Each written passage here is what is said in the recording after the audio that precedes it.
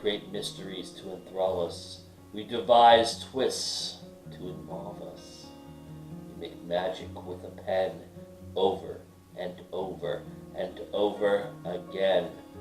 My protagonist's jagged scar, my antagonist's sticky cigar, my ancillaries stealing the show of this, just touching the surface of what you know. Big muscles, feathered hair, and furrowed brows. Long silky legs, French manicures, and doe-eyed dows. Cliches that split and turn on their head. Hero to heroine, heroine to hero, flawed and out of control instead. Strong women, vulnerable men, children you'd fear. Running wild, staying sharp, all before the ending is near. New world societal comforts and impressive deaths. Good dragons, better witches, and winds that have no breath. We bring fear, joy, truth, and fun, all in little lies.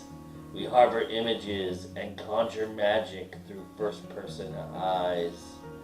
Three-act structures, linear timelines, stories told through prose. Boundaries, walls, break them all. Passion on the page that shows. We are the muses, the instruments of what, when, why, and how. The future is uncertain, but it's always time to go indie now.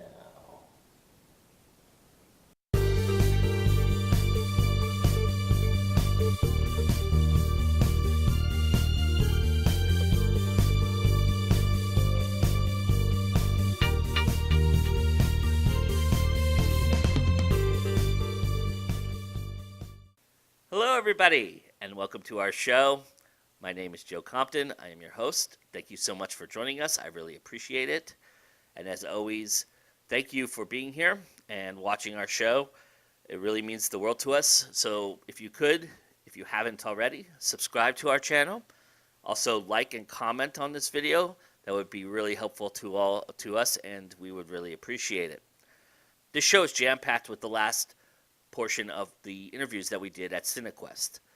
We also have in this episode a Slamdance interview with a couple filmmakers that I met at Slamdance that I couldn't nail down for an interview.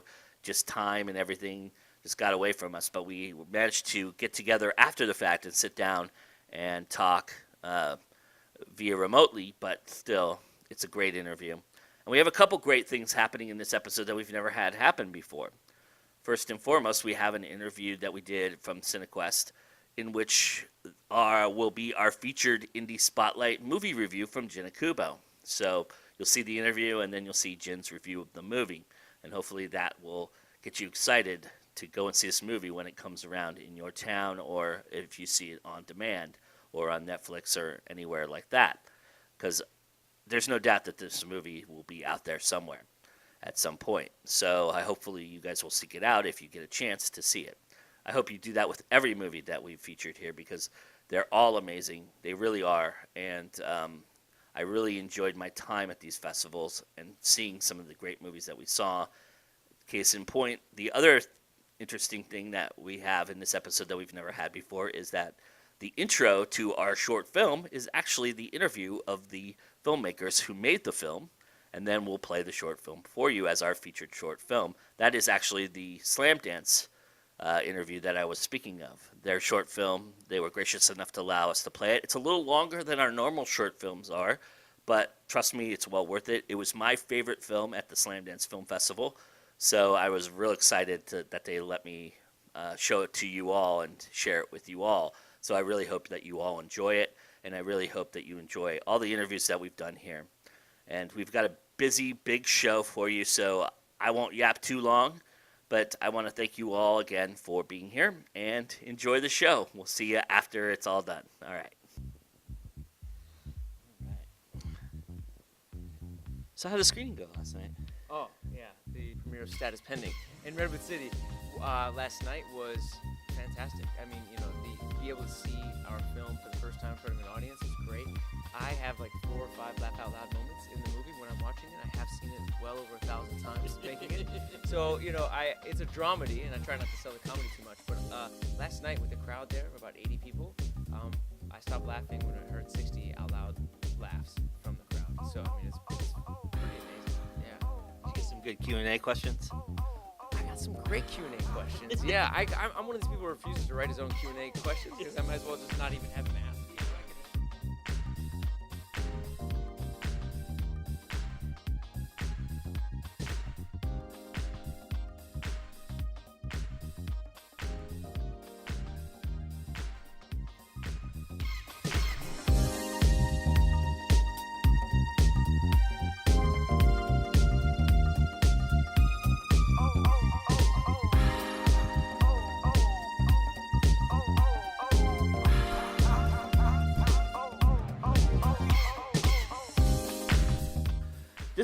This film, you act in probably every scene, I'm guessing, Almost. and directed as well. So talk about that challenge and how unique that was for you, and how did you manage that? Now, I've been editing this for like a year and a half, so I don't remember exactly, but I might shoot myself later. But from what I recall, it wasn't a challenge to direct and act at the same time. Okay. I mean, yes, it would be nicer to know the exact framing, because sometimes I would do a great scene and I thought, oh, actually the framing's a little off. We have to redo the whole thing. So there were moments like that. But for the most part, it actually wasn't that hard. I mean, I've got this weird thing in my brain where I feel like I'm fairly objective about my performance, and either on set or in post, I can say, "Wow, that was really terrible. I'm ashamed to be a person," and then I can go ahead and say, "Oh, okay, that was really good." Never if I'm like, "That was brilliant," and I don't start crying at the my performance or anything. Other people might. Oh, I don't know. But yes, hopefully. Yeah, there were a lot of people crying last night, and I don't know if it was my performance or Ivana's performance, but anyway, or the story. So it actually wasn't that bad. I look at acting as a tool, like lighting, like sound. I mean, it's just something that I know how to do, so I'll just do it if it's appropriate. Sure. And this character, I felt it was appropriate for someone like me to play, but someone else could have done it. Did you have reservations in the beginning? Did you think to yourself, maybe I should cast another actor to do this, or were you really always set that you were going to play the part? I was always set that I was going to play the part because it was just the most efficient thing to do. It was one less person to call, one less person to pay, one less person to worry about their wardrobe because the wardrobe was in my closet. I was set on it because I wanted to have the least amount of people involved in this. Sure. And then if we are able to sell it, then then the money comes back faster to people, the fewer the people that are on it. And you want to do that within reason. So yeah, I think I always knew I'd play the role. With a improv movie, a largely improv movie, and a movie that had a construct for a script, did you spend a lot of time with pre-production? Was that something? I mean, obviously the rehearsal process is part of the pre-production, but did you have a lot of prep with that, or is that basically you did the improv movie so you didn't have to do a lot of prep? And do you feel like maybe you should have done more prep? I would hope that every filmmaker feels like they should have done more prep, and I am definitely one of those filmmakers that should have done more prep. But the whole purpose of this film was to get one done, and so we set a time. Like I set a time to shoot this, the beginning of March, before I had a producer. I said, I'm making this film, and that's that. It might not have gotten done had I not had that attitude. Maybe other people felt desperate to help me because they knew it was going to be a complete failure, if I didn't prepare. So it would have been nice to do a little bit more preparation, but we were shooting in a single location. We did have the costumes, and so things did go fairly smoothly in some ways, but other ways, props and art department, we could have had more time, and that would be more money, though, and asking other people to be involved. But we did do about 15 or more rehearsals of just getting the actor and I to look like we were in a real relationship. So we would go out on the street and pretend that we were really out together as a couple. There's a guy that plays Jono in the movie that we cut from the movie, so we actually only see him in text. But that guy also would rehearse with us. So when we would mention his name is Jono in the film. His real name is Jason Tolley. We would have Jason in mind when we were saying Jono, and you can just kind of see that in our eyes that we believe in Jono. We really wanted it to be real for both of us.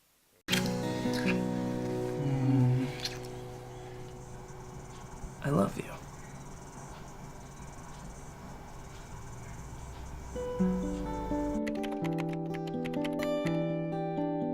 Get in shape. Learn an instrument. Open a bakery. Sexual exploration.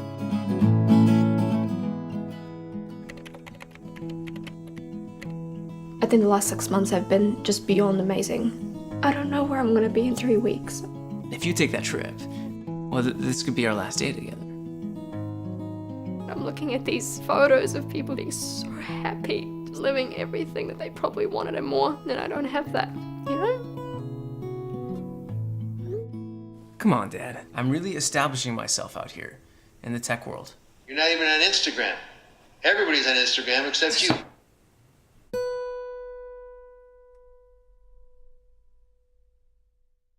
Talk about the role that social media plays in this film, because it's very unique and very different. And you have an interaction format with this, and that's kind of a new thing that's being introduced into films, right? And so talk about how you approached that, and was that the construct of the story from the beginning? The fact that this is a transmedia film, meaning that it's across just the medium of the screen, it's also, you can also tweet to the characters, you can post, look at their Instagram posts, you can chat with them on Facebook. I mean, they have real profiles. Is that we needed to have these profiles for the movie, for the screen close-ups. I didn't want, for some reason, I didn't want to do it in VFX and just fake it.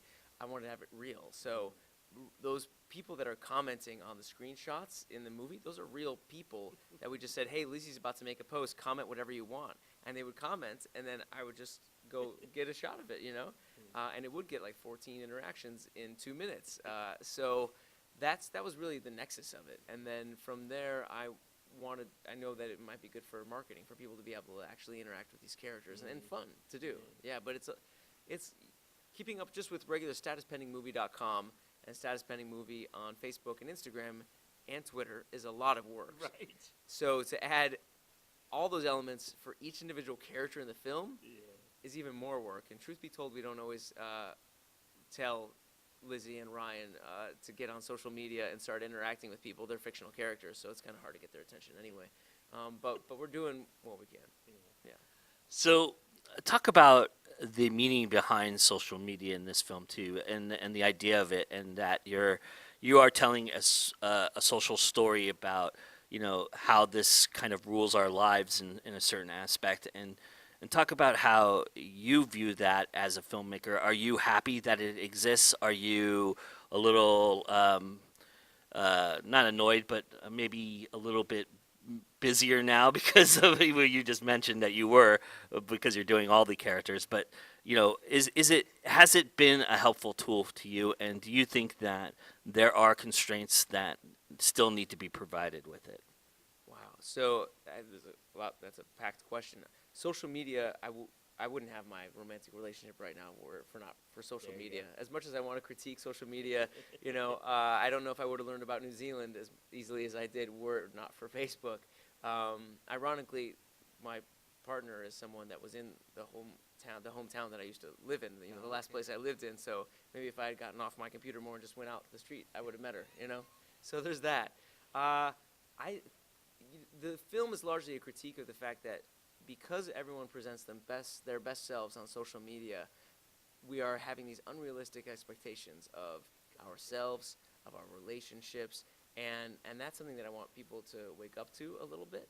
I think maybe this could be actually an era of, okay, everyone's perfect on social media, and later on people will be more real, or maybe later on people will know that that's just all for show, and realize not to internalize it so much.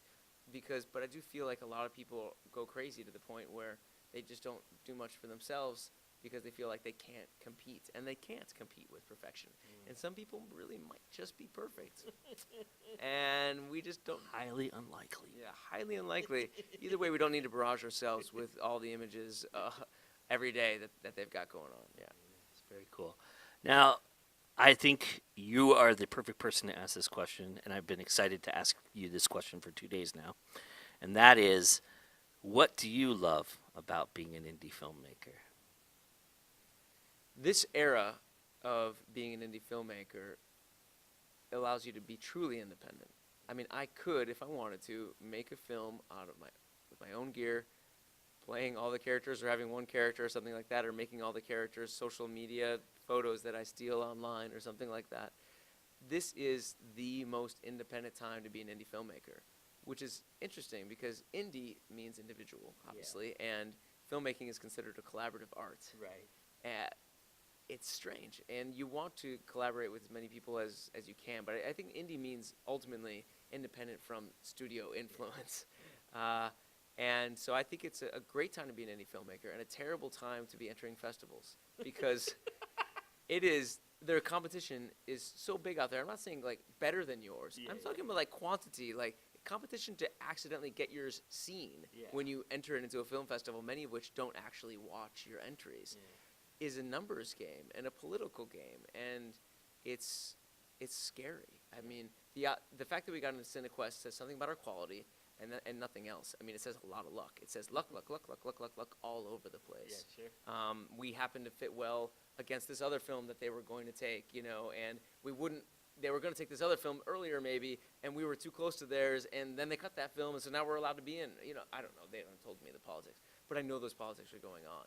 So I feel lucky, not only emotionally, but objectively. I know we are lucky to be in this film festival. Yeah. Very nice. Now, as artists, we look at ourselves up on the big screen. We see the things that, well, maybe we should have been a little tighter here, cut this a little quicker, or maybe I should have redone that line or whatever. But I want to know from you, what did you think you nailed? My secret agenda in this film and in every film is to convey messages about the environment and ways to change it, because that's what we have to do right now. Right. If people wanted to watch films about the environment, I would be making more of those. But they don't. They want to watch romantic comedies. They want to escape at the end of the day because they know that things are kind of crumbling around them. And why would they want to watch a movie about things crumbling? Thanks, Al Gore. Yeah, exactly, right? Right. They don't want to go to bed crying. Or be bored to tears. Or be bored to tears. Yeah. So, oh God, just another thing about how we're all going to be dead in 15 years. Oh, I knew that already. So I want to sneak these kind of messages in. And one thing I hope that I nailed is being able to insert that into a story that's not really about that at all, and get that in, because even though there's a character at one point that basically flips out about peak oil, about climate change, about phosphorus depletion, soil depletion, water depletion, population overload, nobody comes up to me and says that was crazy or that was out of place or why, but it fits within the story.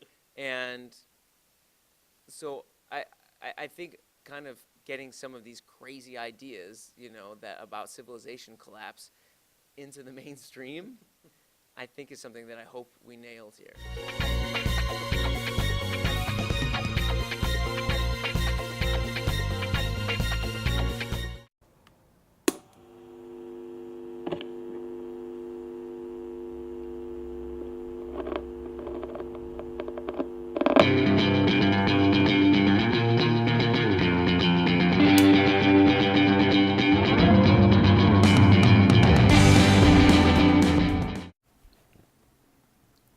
Greetings, fellow humans. Have you ever had spam that actually turns out to be something cool? That happened to me. Way back when, I'm actually going to look for the date. On July 26, 2013, this is 5 years ago when I was just starting my blog. I did a review on the soundtrack to a video game called Journey. If you haven't played Journey, by the way, that is a fantastic game. An epic soundtrack, really gorgeous soundtrack by Austin Wintory. So I did the review because I was doing music to write to, and I still recommend a lot of things for people to listen to. So lo and behold, 5 years later, almost 5 years later, okay, just a shade under 5 years later, Matty Palinin, or Palinin, I'm actually not sure how you pronounce his name, writes this comment. Excellent review. I love Austin Wintory's works, especially Journey and Banner Saga. He has the knack for creating inspiring and beautiful atmospheres, scaling a wide range of styles. Definitely one of my favorite composers of the recent years. A bit of a side note, but I actually composed fantasy music under Celestial Aeon Project, and Wintory's works have been quite a big influence for me. For example, of one of my latest releases is Following the Footsteps of Journey. He leaves a link, and we'll love to hear what you think. I was extremely skeptical when I clicked the link. I was like, oh god, clickbait. Spam. And then I listened to the track that he linked. It's called Flying Island Album. It's from 2018. It's 25 minutes long, and it is gorgeous. I don't think I've ever had the experience where I listened to something that was referred to in spam, and I'm honestly and sincerely blown away. And this was one of those cases, and I think the first case. It's not just this soundtrack or this track that is beautiful, by the way.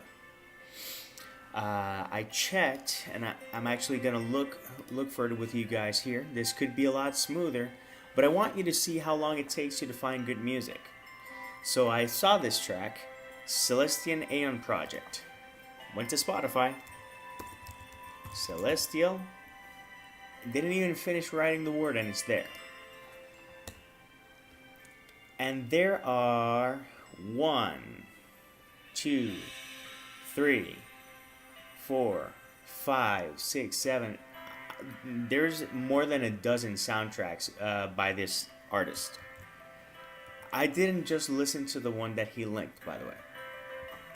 I listened to at least 5 albums before deciding to do this, because as indie artists, how we connect with people depends on a lot of things.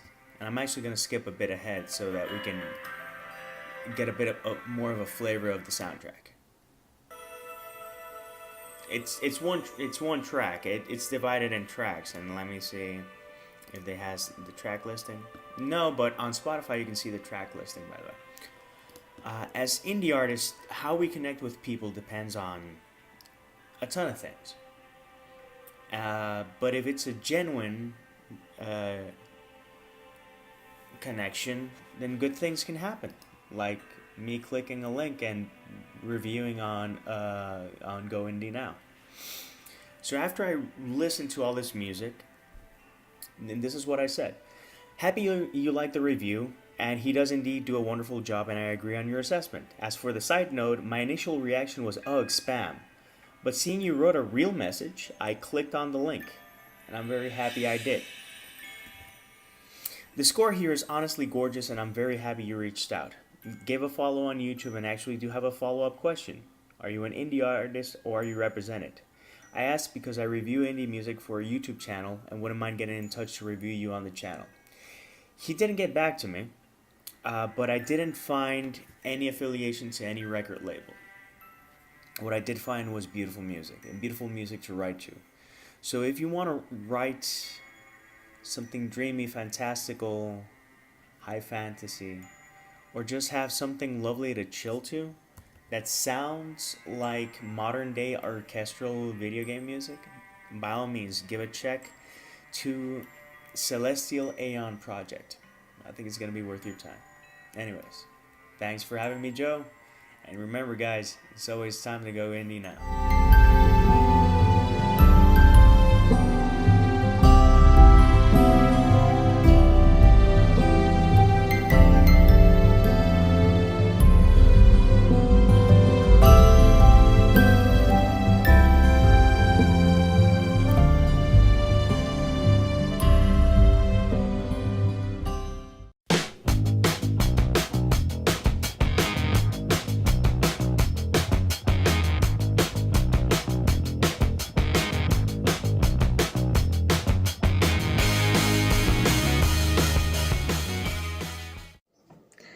Hi there, my name is Rosie Wheeler-Owen, I'm 26 years old and I'm a British author who specialises in speculative fiction and urban fantasy.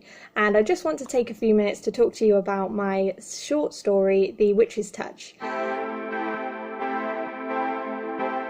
which is an urban fantasy short story set in Oxford, England.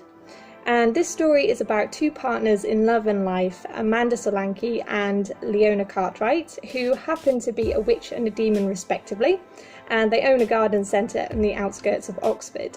So the other two important characters in this story are Detective Meeks and Detective Dixon, who are both in the process of investigating several disappearances of criminals, and the only thing that connects these criminals is that they've all recently escaped justice for serious crimes they've committed. So these two detectives have only one lead, and it's putting Amanda and Leona in the spotlight because Amanda was recently seen talking to Daniel Hill, who was a victim, shortly before he disappeared. So as they both have magical blood in their veins, Amanda and Leona have to make sure that these two human detectives don't discover their magical secret. So The Witch's Touch is quite close to my heart because it features Leona, who was the subject of my first publication, which was a piece of flash fiction called Demonic Double Life, and this was featured on the Fiction Pool. In Demonic Double Life, Leona struggles with her confidence and her identity, and she's quite a withdrawn, reclusive character who knew what she wanted in life but was too afraid to take it.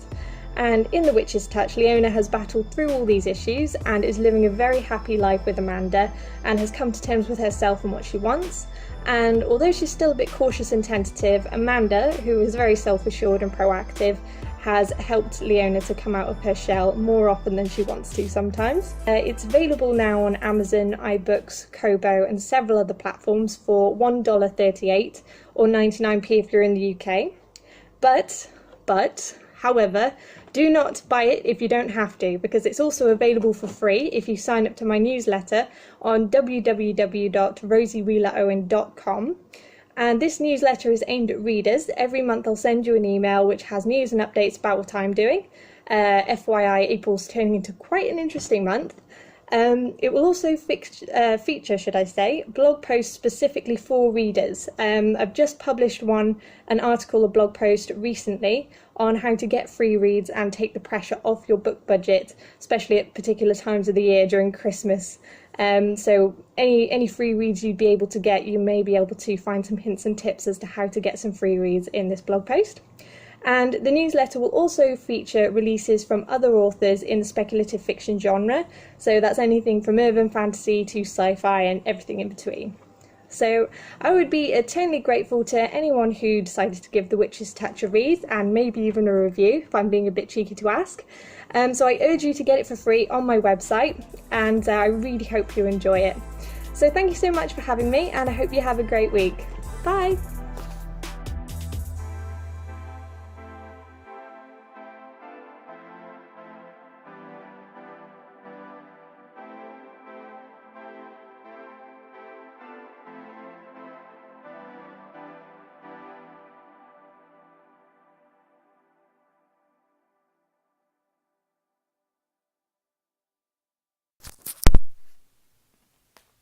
Greetings, fellow humans, and thank you to Joe Compton for letting me be here on GoIndieNow, also to promote my latest book. If you've ever wondered if you could accidentally publish a book, wonder no longer. I was proofreading and approving the proof of my latest book for writing out loud, and when I said, yeah, it's set, it's ready to go, let's let it fly, let's schedule what we have to do, I clicked the button and it published, and it's like it'll be ready in 3 to 5 days.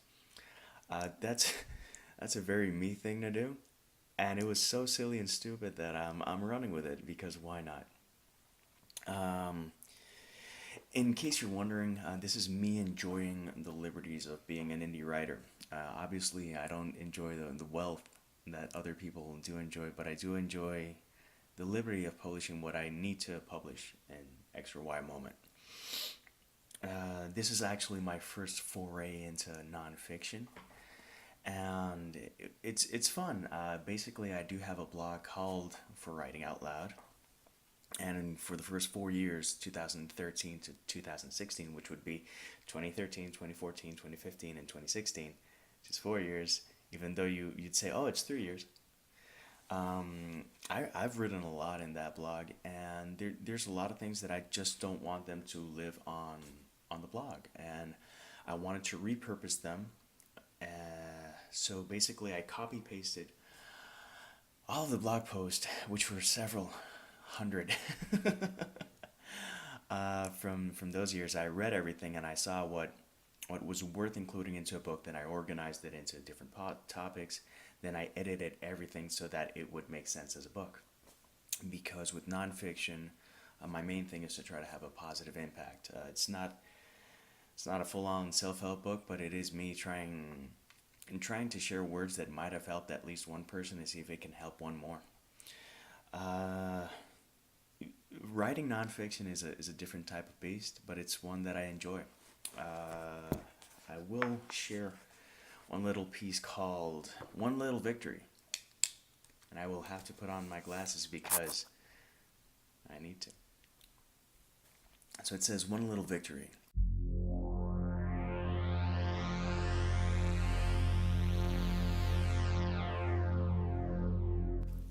When things are dark and awful, light can shine on your life with one thing. One little victory, one event, one moment where you feel the tide shift in your favor. Tough days happen. Days where you are sad and frustrated can also happen. Regardless, all of that can change with one event. If you talk to people and read, you see that most of us have our own set of situations, and it is intensely easy to lose ourselves in our scenarios. After a couple of days, it can get to you in part because we become myopic in the grand scope of things. That's one of the things that we do so well. Life shall more than likely offer most of us an ample share of rough patches, and if you're going through one of those patches, maybe it would be a great option to take control. Get home, find a quiet spot where you can research, do some reading, find a cause to help, and donate X or Y amount to help someone with the situation. Check social media. It's more than likely that you will see a worthy GoFundMe page to support. After that, do an activity that you really enjoy, even if it's for an hour or less. After that, look at one of your projects. Set an achievable goal to perform right then and there and do it. End the day on a positive note and start it in a positive one. Invite someone their cup of coffee, and if they ask why, tell them they can do the same for the next person, and so on and so forth. Hell, treat someone in your office to a donut, a coffee, or tea. Each of these actions is a small victory, and it all began with the most important victory of all, deciding to break the cycle and doing things to make a positive impact. The work is still there, the deadlines and due dates are still there, the people with less than stellar attitudes shall also remain. This is still life, and these things can linger, but they should not have the power to cloud your mood. They shouldn't block the light that shines from within and are actually invitations to be better people despite what we face, and to focus on all the good that we can do.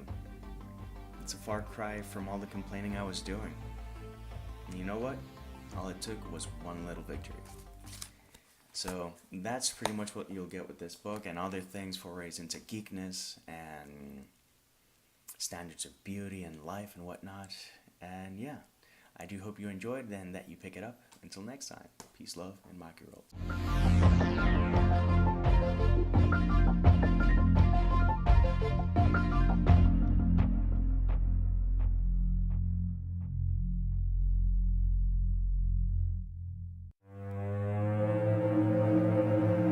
What if the legends are true? What if the monsters are real?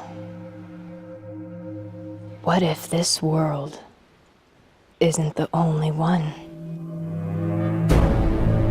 For nearly 100 years, I've lived among the humans. Fleeing execution on my world, I sought sanctuary in theirs. A half-dragon, half-human shapeshifter. It was the only place I could blend in. But I'm not the only creature to slip through the torn veil between the worlds.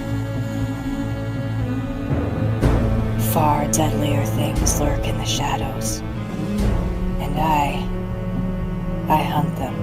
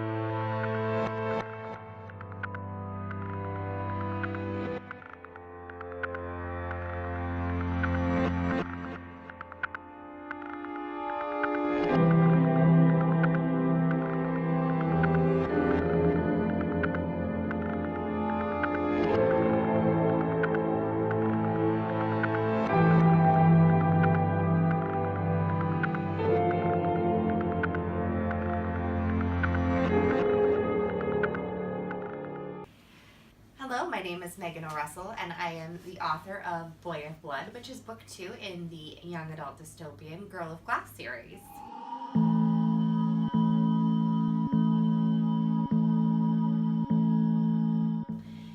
After Nightwing's vicious attack on the domes, the safety and perfection of the world within the glass has been contaminated. Desperate to rebuild, outsiders are allowed into the domes to help, breaking the cardinal rule. Outsiders and domers must always be separated. But the city is in shambles, crumbling into chaos without the vampires of Nightland to keep order, and one name is carried on the wind: Nola. Clinging to Jeremy, Nola struggles to find a way to exist in the domes, turning her back on all she learned in the city. But when one of the outsiders brings the dark secrets of the domes to light, the line between survival and murder blurs against the specter of a dying world. Can Nola follow the dark path laid out by the domes? Will the dangers of the night become her new sanctuary? And I have a little excerpt from Boy of Blood. Nola shuddered as she took the step that carried her from the road to the bridge. The metal beneath her clanged with every step. The noise of the guards' heavy boots shook the air and rattled her lungs like a vicious tolling bell, counting down the steps that she had to take before she reached the middle of the bridge. A line of people approached from the other side, holding torches and lights high in the air. They didn't have any weapons Nola could see, but if they were wolves or vampires, they wouldn't need guns to kill the guards. Or Nola. Finally, Captain Ridgway held up a hand and the guards stopped as one. The silence rang louder in Nola's ears than the clanging of the bridge had. The group from the city stopped 50 feet away. There were nearly 20 of them in a tight pack, all tensed, ready to run or fight. She hoped they would choose run. We were told we could speak to Nola Kent. The man at the front of the pack called across the gap. The man was tall with sinewy muscles. His torn clothes hung loosely on his frame. Even in the chill night air, the man wore shirt sleeves and seemed unbothered by the cold. In the dim light, Nola could barely make out the reddish hue of the man's eyes. A werewolf. Shaking, Nola stepped forward, using every ounce of willpower she possessed to move towards the wolves. She was speaking too softly. They would never be able to hear. "I'm Nola Kent," she shouted. The man leaned forward, and Nola had the terrible feeling he was trying to catch her scent. "Allery," the man barked, and a woman stepped forward. Even in the darkness, Nola recognized the woman. She was the outsider who had started the fight in the Amber Dome that morning. "Is it her?" the man asked Allery. Looking terrified of standing so close to the man, Allery took a step sideways, squinting at Nola. "That's her," Allery said. "That is Nola Kent." The man smiled. "I didn't think they would actually let the little bird out of her cage to play." "Well, I'm here." Nola took a step forward. A hand reached out and grabbed her wrist, stopping her before she could step in front of Captain Ridgway. She knew it was Jeremy without looking, the way his pinky draped over her palm. He didn't want her to step away from him. She stepped to the side, closer to Jeremy, and where she could properly see the pack in front of her. "What do you want from me?" The man drew his head back and laughed. "You are better than I hoped you would be, you wonderful little butterfly." The pack behind him began to laugh. The sound of it grew like a wave which lapped back to the horde on the far side of the bridge. He began cheering and jeering. "I said, what do you want?" Nola shouted, her fear dissipating in her anger. "What do we want?" the man repeated. "What do you think I want, little butterfly?" "How would I know?" Nola snapped. "I don't even know who you are." "Lucifer at your service." The man bowed deeply. "I don't believe you," Nola said. "You know my name, why can't I know yours?" "Lucifer is what I am," he smiled. "A fallen angel who brings darkness to all. What is a name meant to be if not a description of what we are?" "Fine, Lucifer." She spat the name. "What do you want from me?" She needed to get off the bridge and back home. Being trapped underground in the bunker was better than being on the bridge with Lucifer and his wolves staring at her. "We want what all of us want." Lucifer raised both hands in the air, inciting cheers from the people behind him. He hipped his head to the side and sneered, looking like a rabid wolf that wanted nothing more than to bite. "We want food," Lucifer growled. "We want medicine. We want our fair share of the riches you've got in the domes." "I don't have riches," Nola laughed loudly, though her heart still fought to burst out of her chest. "I don't know why you think we do. We don't want gold and jewels, Butterfly. We want food. And I know that you have that." Lucifer grabbed Allery under one arm, lifting her off her feet. "Allery here told us about your food. Rows and rows of food just waiting to be eaten. Isn't that right, Allery? Yes, Allery whimpered. I saw it. Worked in just one of the domes, and there's more food there than I've ever seen. Thank you, Allery. Lucifer let go of Allery's arms, and she dropped to the ground where she lay shaking, not even trying to stand back up. You have food. You are hoarding food and watching the city starve. We always thought it, but now thanks to Allery, he kicked her in the stomach, and with a cry of pain, Allery rolled to face the sky. Well, now we know that you have stores of food, that you filthy domers in your glass castle high on the hill just like watching the rest of us starve, while we say, enough. Lucifer punched the air and another cheer soared from the far side of the bridge. So tonight we eat, Lucifer shouted, baring his teeth, which shone white in the moonlight. The only question is, do we eat you or your food?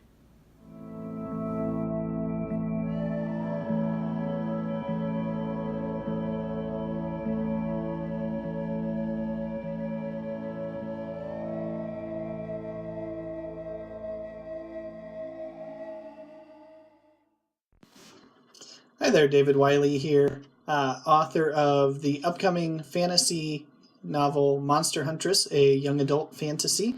You can find me on my website, authordavidwiley.wordpress.com, on social media. On Twitter, I'm over at authordwiley. Facebook, I have author David Wiley.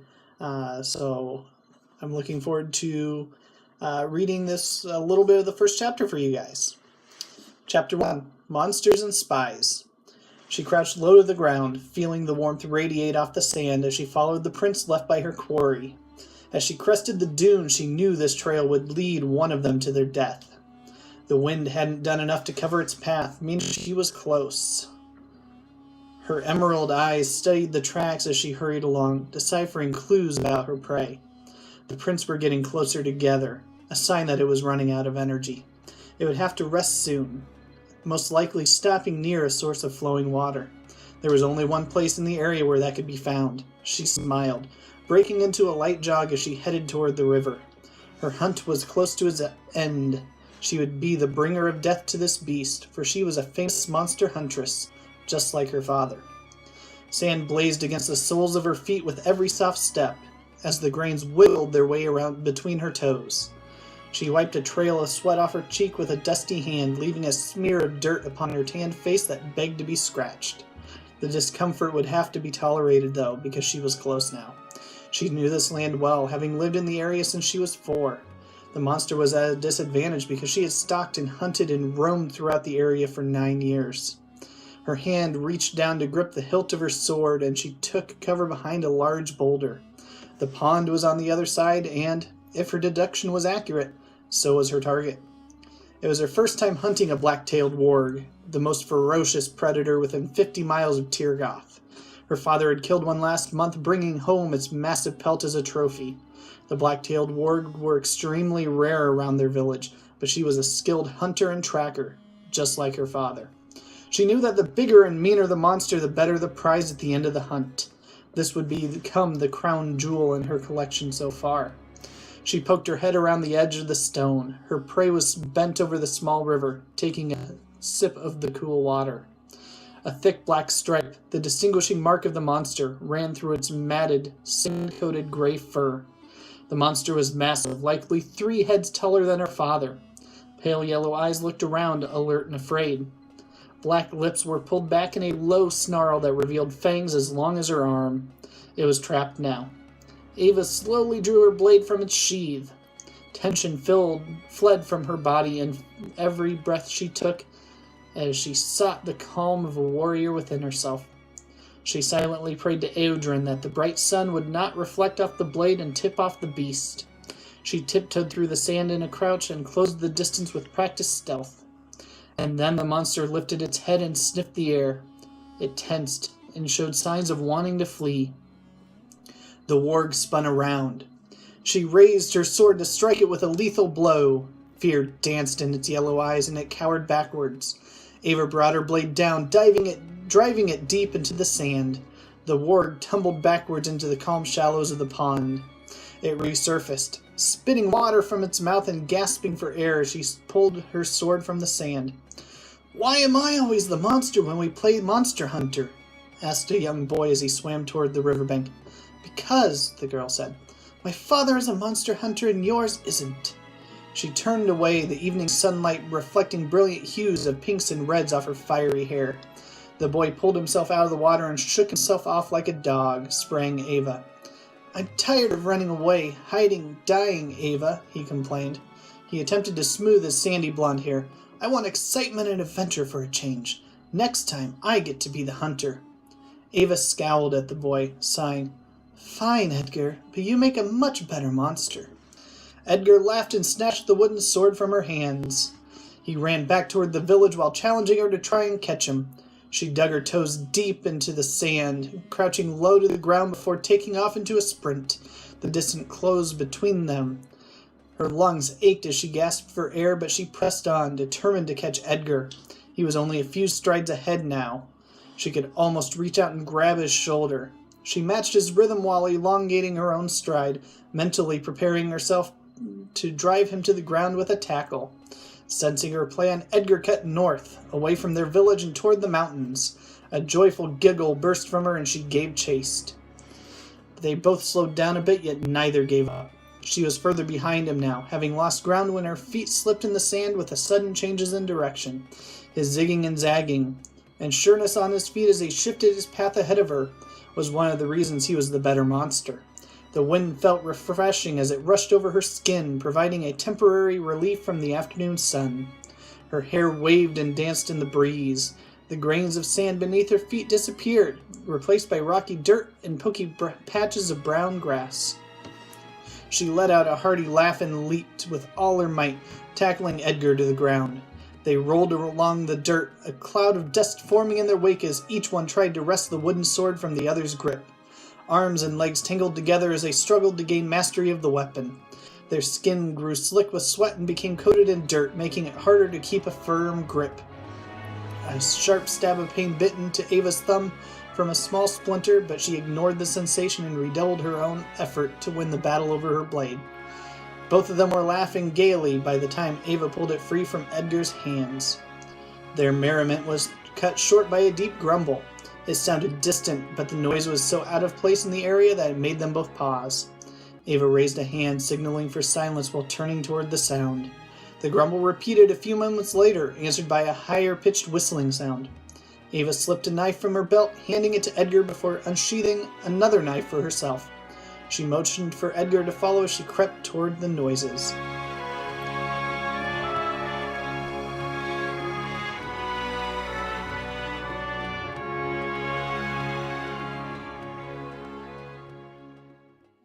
Thank you very much.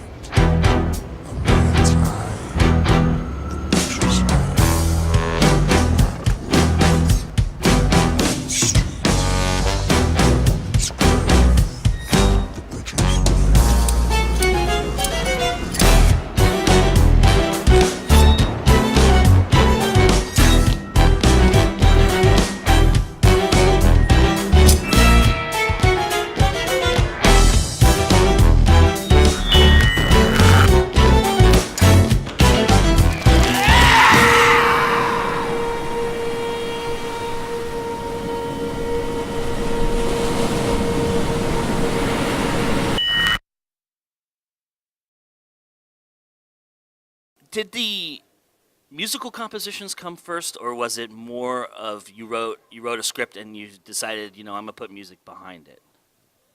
The music came first. Yeah, the songs were all there. I wrote, I think it was in 2011 during the winter. I had finished school and I was kind of like trying to figure out what to do next, and I had this kind of transitional period of time where I was not sure what I would be doing, and I just went home to my parents' house. They have this really beautiful piano, and I just kind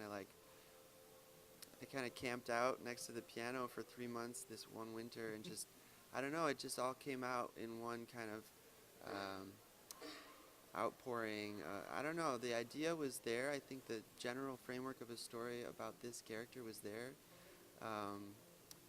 but the songs really came first, and the story was really crafted around the music. How long did it take you to find a narrative when you started to put that together? I'd say it came pretty fluidly. I mean, it was definitely in the songs, I think. Like I had the idea, I had the basic premise, so I started writing the music with that in mind. And once the character kind of was like fleshed out, there were some songs that I actually had already written that weren't intended to be part of the film, that I was able to recycle and rewrite some lyrics for, and make into scenes of the movie, and they just happened to work. I had to rewrite a few of the lyrics and make them into a part of the story. But maybe 3 months I had the first draft, and then it took me a while before I really could like reapproach it and edit it and rewrite the second draft and third and fourth and fifth until it was ready to produce. That process, I actually spent some time working on other projects in between, so I could really take the time I knew I needed before I would be sure it was ready to produce, because you know how much work it takes to produce a film. So I just wanted to make sure that the script was ready.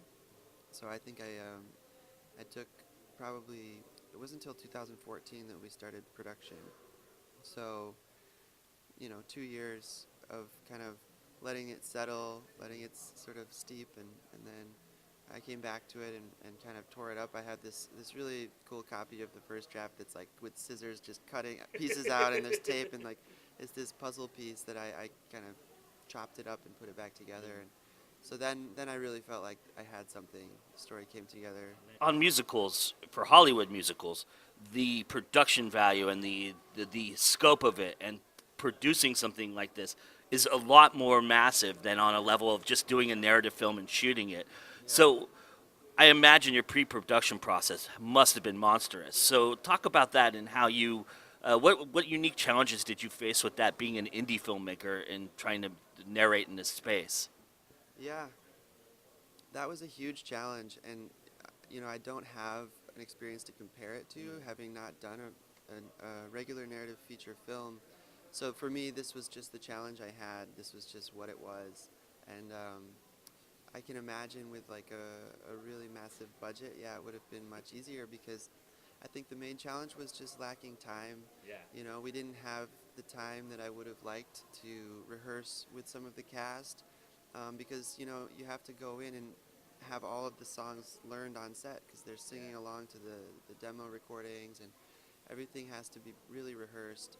There were some scenes, for example, like the big courtroom scene, where all of these extras came in, and like the morning of the shoot, I was in there like conducting them like a choir, trying to teach all these non-singers these parts, and they're having to like mouth all the words, learn all the lyrics. And then our choreographer's there teaching them these steps, and they have to kind of, it's like a lot of stuff for people to integrate really quickly and then do on set and do well. And so I think, yeah, there was just a lack of time. We had like the courtroom, again, it's another great example for not just the songs, but the coverage cinematically. It was immense. We had so many setups, and it just took, we just had to fly through them. Your character actually at one point during the film says, "I hate musicals. I don't know why I'm doing this." So talk about a little bit about how you mix the music and the dialogue together, and what choices you made in order to kind of not make it so overtly musical and to kind of give it a narrative as well with the dialogue. Yeah, that's a really good question, and that's, I think, for anyone who's tried to write a musical, that's the key right there. That's the toughest part, is finding ways to transition from those more naturalistic dialogues into the songs that don't just throw you off and seem really jarring and kind of forced, you know? Yeah. So for me, I tried, there were a few different approaches. Some scenes take an approach which tries to really like move seamlessly into the music and, you know, kind of have the music enter very, very subtly and almost in a way that it feels as if they were already singing or now they're still talking even though they're singing, you know, try to blur the line. And that's also why I chose to cast non-trained singers. I mean, they're all fantastic singers, but none of them were Broadway singers, really, except for Allison the Judge. But Who doesn't sing that much? Who doesn't sing that much, but when she does, she kills it. She's so good. But Carolyn and I, for example, both are not professional singers, especially not Broadway-style singers. And I think that was one of my choices in order to try to smooth the dialogue and the singing, because the singing is so meek in a way. It's not over the top, you know, we're not belting out. So that transition is smaller, that move from singing or speaking to singing. The singing is very gentle, so it wasn't as difficult to make.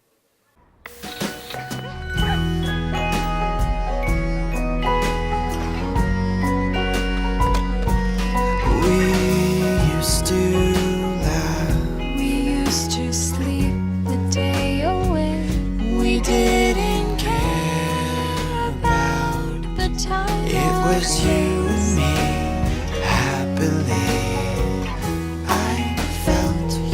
So strong, you were the right to all my wrongs. And in the morning light, it was you and me, trembling. I wanted you to be the one.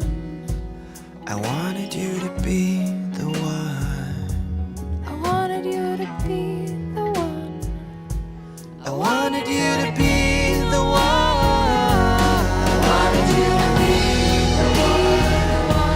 I wanted you to be the one. There's a poignant moment in this film about an hour in where Celine kind of turns it on its head. She's got an impressive monologue, if you will, that she has to, and it kind of shifts the entire focus of the film a little bit. So how much of what the actors added to this changed your perspective on the film, or was it more like you guys worked it out ahead of time and was able to capture those moments without having to do too much changing? The script didn't change a lot, but what changed was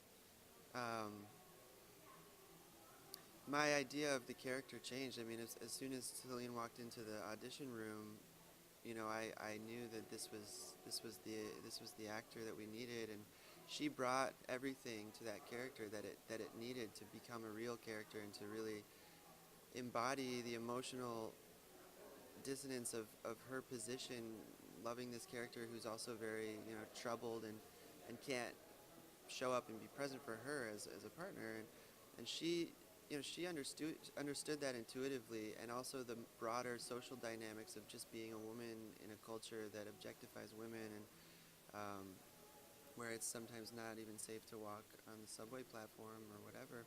She came to the audition and immediately you could feel like the intuitive, you know, understanding of those experiences, and so I just, at that point I knew I could let go, and in many ways she was able to tell me what this character was about. At one point I had to just let go, because it really was a process of listening and learning from her and what she brought to the table, and that was really fascinating and interesting and challenging too, because I was playing Tommy, but I was also directing the film, so there were two layers, and that dynamic of and you're virtually in every scene in this movie.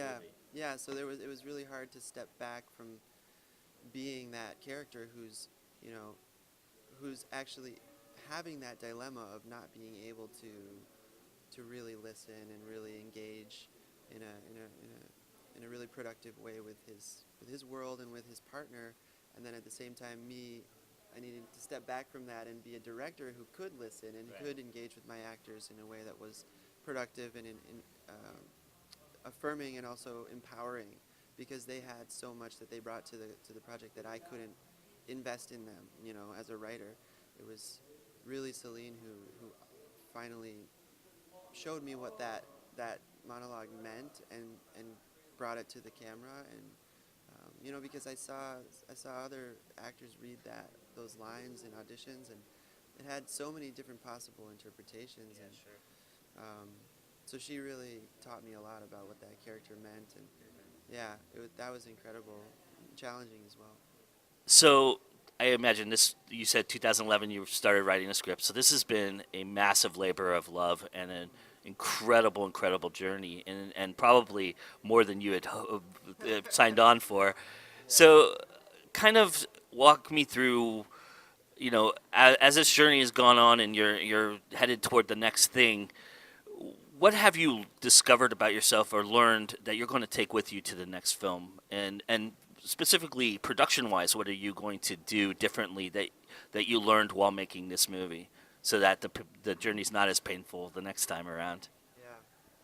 Well, you know, I think the biggest thing as a screenwriter, I think you go into your first project and you write with this reckless abandon, having no clue what production will really cost or entail, and you write crazy stuff. You know, I'm there at my desk just dreaming up wild set pieces like floating desks and floating beds, and it's gonna rain in the apartment, and it's gonna do this and that, and in a way I'm really glad that I didn't have that production experience beforehand going into the writing, because I probably would have tempered some of my vision. And I think so that's special, you know. I think that's something that I will try to retain, actually, is that ambitious, you know, innocence as a writer. I don't think I will change my writing, but what I will do is do more work in pre-production, gathering the right people, the right team, and the right financing to make sure that the project is equally matched, the script is equally matched to its team and its budget. I think the problem with this project was that we just dove in and didn't really know. We tried, you know, the production value of the film is so much higher than what we were actually working with, and that was, I think that was what made it so hard and it took so long. Because when you're really faking it to make it look like it's $5 million, you know, you have to do a lot of stuff yourself. You have to spend a lot more time. So I was in my studio for 2 years afterwards, working with some friends, you know, and renting my apartment out on Airbnb just to survive, just to make, you know, finish the soundtrack. And so that's the kind of thing that I would try to avoid next time.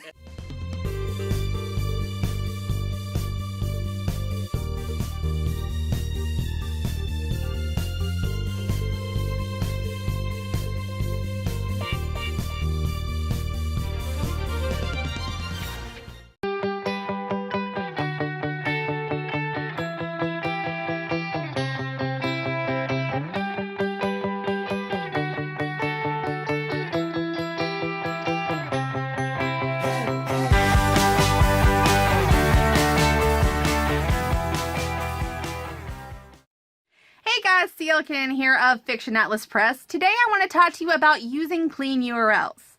No, I'm not talking about cleaning your computer screens. I'm talking about sharing book links that are free of tracking information. Now, what is tracking information and what does it do? Tracking information is a string of data that is attached to your URL that tells the platform that you're using how that link was shared or searched. So, why do you want to make sure to use a clean URL? Well, Amazon in particular is very picky about using clean URLs. Failure to do so could result in the stripping of rank, stripping of reviews, or even account termination. So, why is this? Why do they care? They see it as a way that you, the author, are manipulating what information a search term is calculated by, and that you're trying to make your book more relevant than others. A lot of authors I see out there sharing dirty links probably have no idea about this, and that is one of the main reasons that I wanted to share it with you. So, how do you clean up a URL? Well, first you want to examine the URL you are sharing. On Amazon, you want to delete everything after the AISN number. Telltale signs of tracking information include ampers or and signs, question marks, and the word REF, short for reference. They also include things like byline if you click from your author page, or they can even include the exact term you use to search for your book. I'll post an example for you to better understand what it looks like.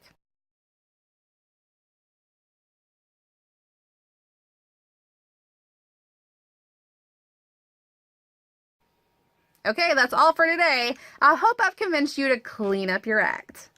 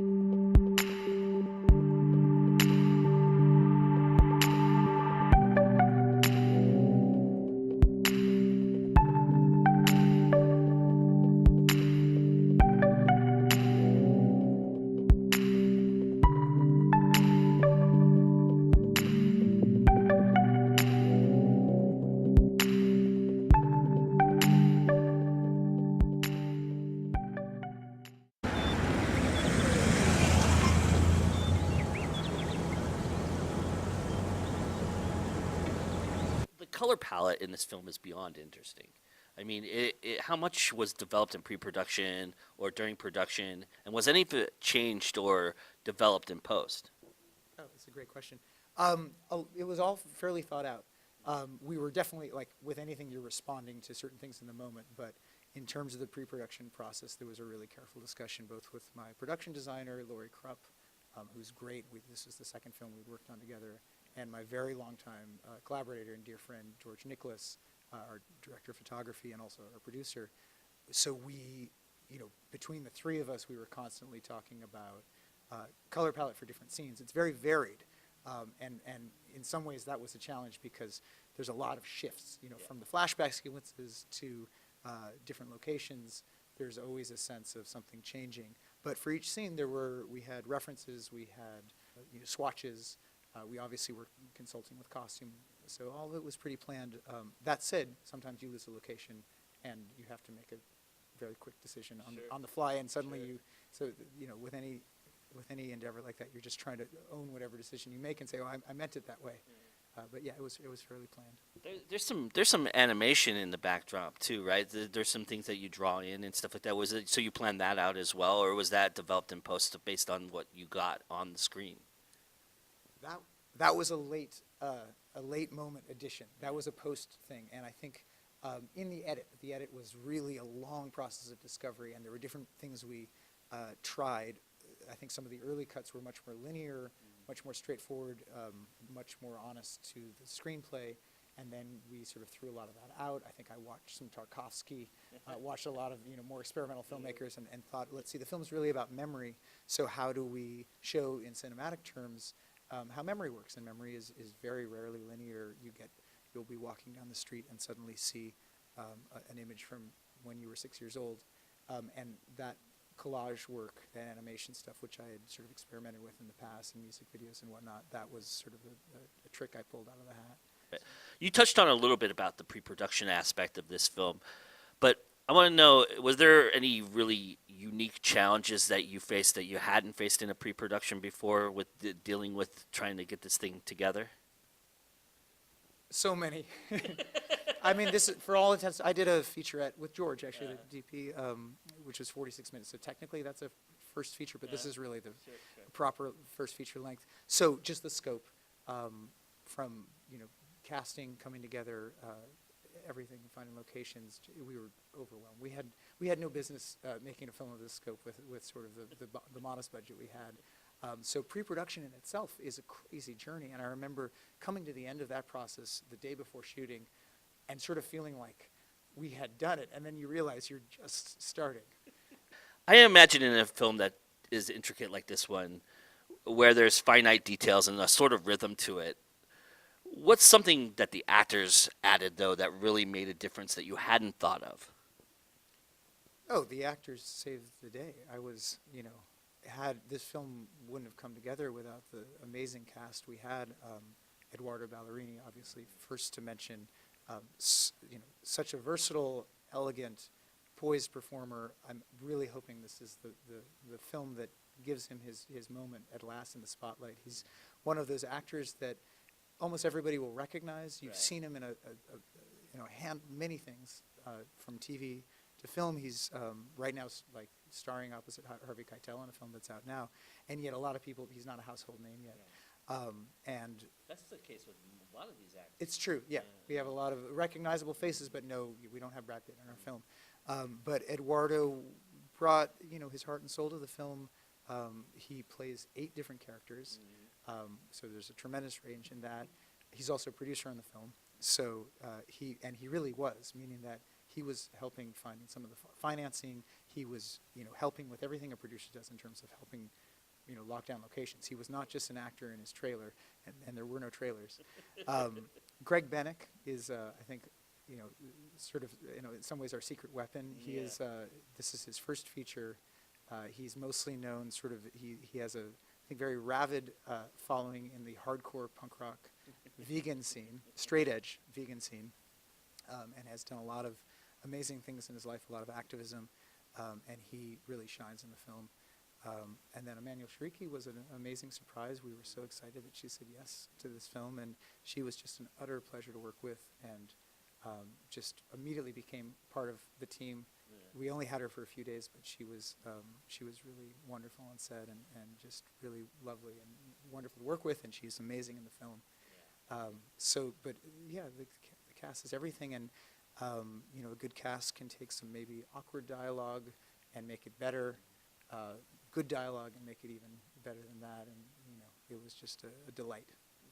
How do you like to work with your actors? Are you someone who likes to rehearse a lot, or is it something where you shoot rehearsals, or is it kind of you're okay with them learning their lines and then allowing improv? How do you like to run a set in that respect? I'm really flexible depending on how much time we have, and in a case with I think we had George, do you remember, maybe in 19 days of principal, but a very short schedule doesn't allow for much rehearsal. Eduardo and I rehearsed. I think I was able to, we had a rehearsal day with Austin, which was wonderful. He just was able to come down. Were I to have more time, I would obviously love it. As a kid and in my teenage years, I did some acting, studied acting a lot, so it's a process I love, and there's different sort of methods I'll borrow from, but I think mostly it's about being in the moment, being responsive to what's happening. You are at once, I think I think a good director becomes a bit of a father figure to the cast. You don't, in the same way like a psychoanalyst doesn't want to reveal too much about him or herself. You don't want to bring your own, you bring your own personality, but you're much more of a reflection, and you are a guide, and so it's really about a very sort of, it's a way of, you try to put your ego aside and listen to what's happening in the room and respond in the moment. So I'm still very much at the foothills of that process, still learning, but I really like doing it. The music in this film plays a huge role, and it sets a tone, it sets an idea up, and kind of it actually gives away a couple plot points at certain points as well. So was that all part of the written script, or was that something that you developed in post as well? I think I really found the music in the post process. I've always been a musician as long as I've been a filmmaker, actually, and it's really a twin love, meaning I spend almost as much time doing music and am equally passionate about it. So the writing the score wasn't an afterthought. I always knew I was going to do it, and I had a general sense that it was going to have a lot of jazz elements. Bernard Herrmann was a big influence. A lot of the sort of film noir music from that period. but I also knew there was going to be sort of a twist on that was going to have some electronic elements, some more avant-garde, soundscape stylings. But beyond that, I don't think I had the themes in my head. I think I had one theme maybe sort of just as we were wrapping, but it was really a process in post of discovery and letting those melodies come to me and developing them. When you're writing and developing a plot that has twists and turns, what are you careful about? Not doing, essentially. But how do you develop and reveal? How do you develop a reveal strategy? Clumsily, I think my script writing it's probably I struggle the most with script writing. Yeah. Like writing the score to the film came so effortlessly. Directing actually is I find very easy. Script writing I work at. So this was really a process of a first draft being, I don't know if I can curse, but a shitty first draft. You really have to get that out, and then you go back and you refine. So in terms of the reveal in this film, which I won't reveal, I think it was maybe latent in maybe the second or third draft. I don't think it was there right away. And I don't remember how we arrived upon that, actually. But the script writing process is very collaborative. I got a lot of notes from my collaborators, from Eduardo, from George, from Eisen, our producer, and I don't think it was easy to get there. I want to spend even more time writing the second script and get it even more airtight. What do you think you've learned from this experience that you'll take with you onto the next film? Get your story, like I said, airtight before you go into production, because I think, and this is what everybody says, and we didn't. There were a lot of things on this film that you're told as an indie filmmaker.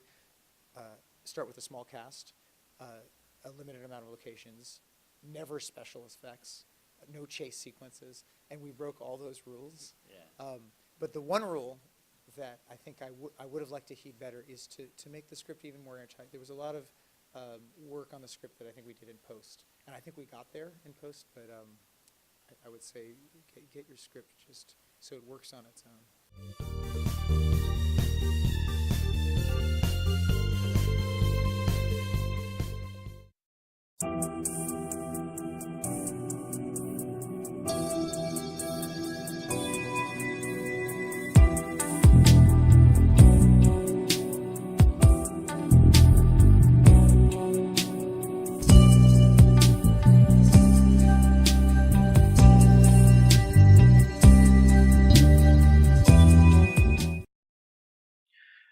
Hello everyone, this is Gino Kubo for GoIndieNow film reviews, and I'm trying a new format, so I really hope you guys enjoy it. Today we're going to be reviewing Seven Splinters in Time, a film by Gabriel Judet WEINSHEL. I hope I pronounced his name right. It's from Waxwing Films, and his work includes music videos, commercials, short films. He's directed Martin Scorsese. He's an Emmy Award winner in directing and photography. For Wax Films, and it's been around for a bit. It's got a lot of great content on their website. I suggest you guys go check it out. The links will be in the description. The lead character in this is Edward Ballerini. He was on The Sopranos, and he's half Italian, half American. He's been on a couple of other short films and a couple of other films, and he's a great actor. I expect to see him in a lot more work, especially because his career is so far ahead of him, and he's got so much more work to do. He's got a great personality. He's got a great feel for what he's doing, and he can put himself into that character's persona and really dive and bring that script to life, and that's what he did in this film.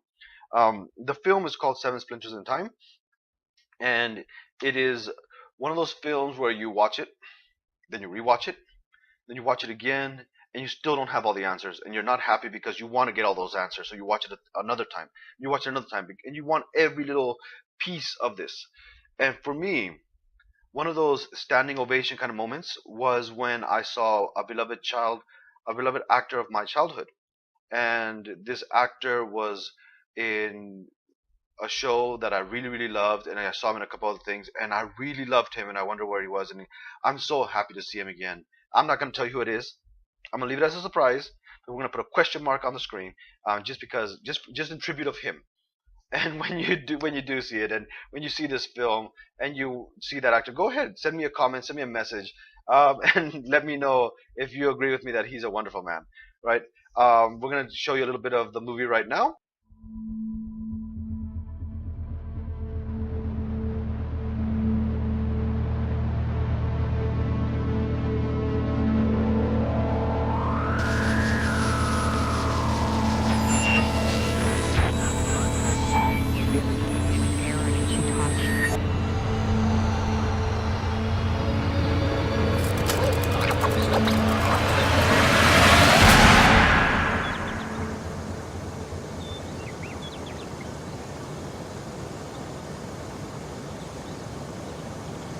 Testing. 1, 2, 3. This is Sergeant Timms with a temporary discharge evaluation for name. You know my name.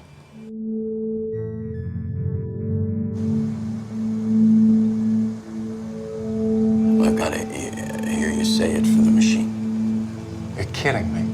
No, please, just tell the machine. It's really bright in here. Is it bright in here? Yeah, it's bright in here.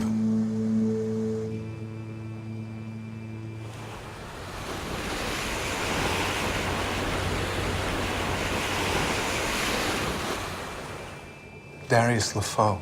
They say life can only be understood backwards, but it must be lived forwards. Welcome back. That's a little bit of the intro of the film, and I didn't want to spoil anything. So what you think? You get a little bit of that 12 Monkey feel, you get a little bit of that interview feel, you get a little bit of the whole what's going on feel, and then you see the shift, you see the car, you enjoy it, and you're wondering what's happening, right? It throws you for a twist right away. It sucks you into the story. And that's the whole film. It's going to keep sucking you in. You're going to want to know more. You're going to want to know more. You're going to want to know more. You're going to be screaming at the TV telling you, hey, give me more. I want to know the backgrounds of all these characters. I want to know the story of all these characters. How did this happen? What happened here? What's the whole story? And I hope this film has a lot more coming out of it. I hope there'll be a sequel. I hope there'll be a prequel. I hope there'll be a series built around this film. It's such a wonderful film to watch. That is 7 Splinters in Time. I'm Gino Kubo for GoIndieNow. Go check it out.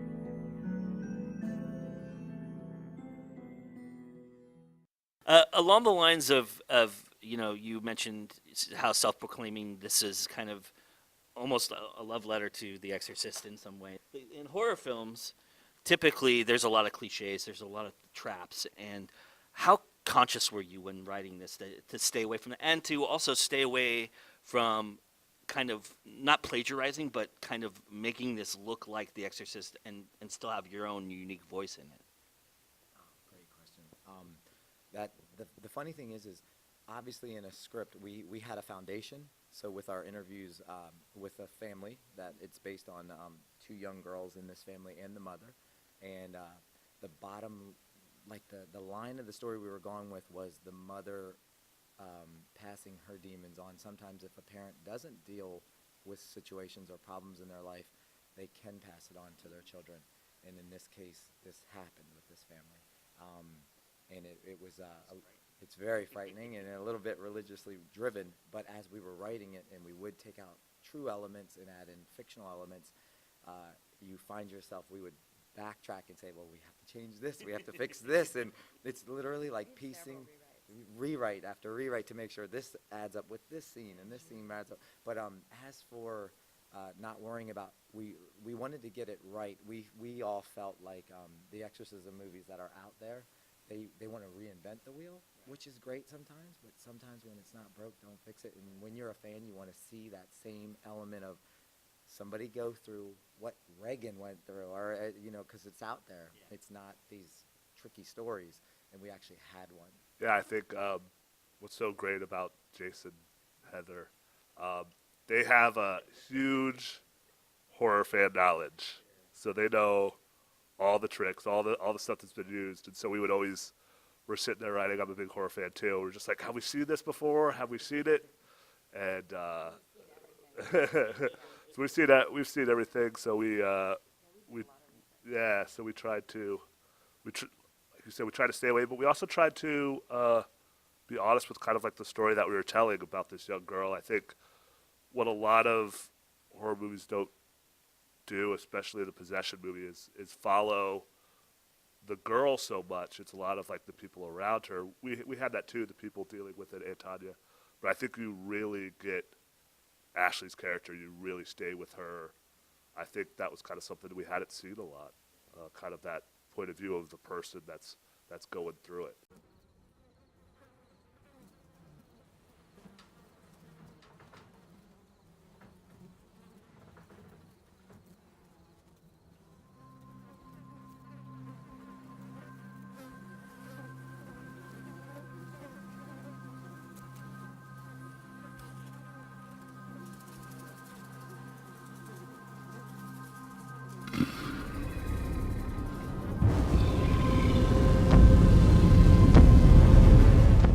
Where do you think you guys looked at it and said, you know what, I think this is where I'm going to learn my character? Did you guys go from the external part of that, or was it more internal and working your way out? How does your process work in that respect? I'm a very visual person, so for me, I usually do start sort of externally. Like the first thing I did when I booked this role is I went to Walmart and I just bought a watch. And it was just like a cheap watch because I felt like it was a watch that he would wear. And I ended up wearing it in the film. And I also got a pair of shoes that he would have worn. And for me, that's like sort of how my process works. I like start sort of at the outside, and as I can like see him coming together, it sort of like all starts happening internally as well. But I think when you like talk about getting the script, like when I initially got it, my character, Pastor John, like there's a lot on the paper, but there's so much more. Like I guess there wasn't a ton on the page for his like where he comes from, because he's this sort of like new character, a new guy in town, and we know very little about him, and so it was fun to sort of like build in a backstory and sort of give him this like dark past that he's like now seeking redemption, and it was like something very like fun and exciting to get to build. Yeah, I mean, it really depends on what kind of character you have, whether the most outstanding aspect about them is their internal aspects or their external. And for this particular situation, Hannah had, a pretty rockin' style, in my opinion. I thought it was pretty cool. And so that's where I started. And, her style is a reflection of how she's really into angels and demons walking the earth. And so I started with the style, and I went from there. So yeah, I guess I started with externally. For me, I would definitely say it was more internal, because I was thinking, okay, so this is a guy who really liked this girl, and then she moved away, and now all of a sudden she's back. So I wanted to make sure that like I could try to find that eagerness, but still dial it back from when I was a kid and I chased them around the gym. As artists, we tend to be our toughest critics in looking at the screen, and obviously you guys seen it a ton more times than the actors did, so you probably even have more things, that you were like, oh man, but at some point you gotta let it go. But tell us, what do you think that you nailed? I think we like said. I mean, you always want. I want more. Right. I wish I had more, and we actually trimmed even our first cut down from like 2 hours to like we're at an hour and a half with it. But in a genre film, our goal, what we accomplished for the audience, was giving them an exorcism movie that still will make you jump out of your seat from start to finish, so that therefore you weren't lost in the story, because we live in a different technology. You're on your phone, you need to be grabbed right away, and I think that's what we really searched for in also telling this story, which is a very serious, very scary story, with adding that element of fear and jumps in the movie. I'm just gonna give Jason a shout out for a second. He's a extremely talented filmmaker. I mean, I'm not just saying that because he's my husband, but his vision, and even I know that Dylan can even piggyback off of this, just his vision of storytelling and the way that he creates. He doesn't just direct, he's also a cinematographer at heart. So he works with the cinematographer, and he's like, if you can't do it, we're not moving on until you can, because he has a way, like, even not just the script and the actors, but the camera tells a story too, and that's how he works, and it's just really cool to sit back and watch him. I actually was going to piggyback on that. I wanted to say, when we were originally talking about the script, and when we were writing, Jason would get up and be like, "Here's the shot," and he'd run through, and then he acts it out. And like first we come here, a lot of the first meetings that we had would be, all right, this is the shot that's really going to blow them away.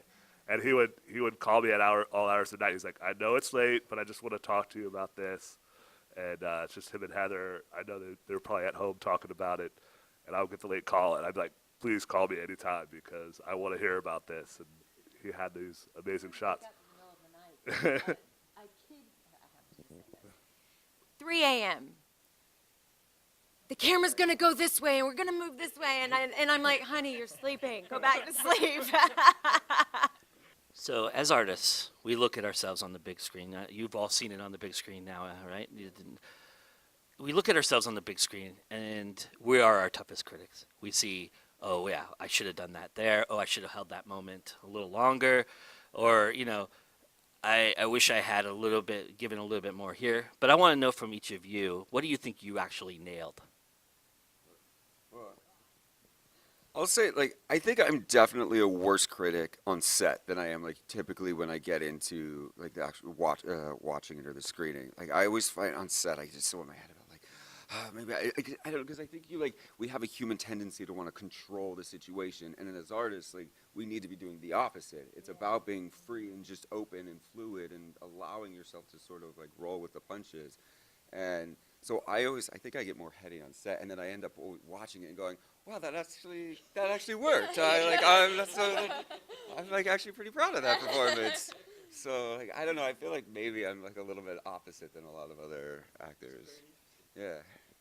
Yeah, I completely agree with what he's saying. I try not to do that, though. I try not to get on set and be like, oh my God, this is just, oh no, I can't, I'm in my head. I try to be in the moment as much as possible, and then what ends up happening is afterwards I'm like, oh no, that scene, I'm terrified. And so I build it up and it builds up, and then, once I finally watch the film, I'm really, really nervous, and then I see that everything more or less works out, and I'm like, okay, everything was fine, it's okay.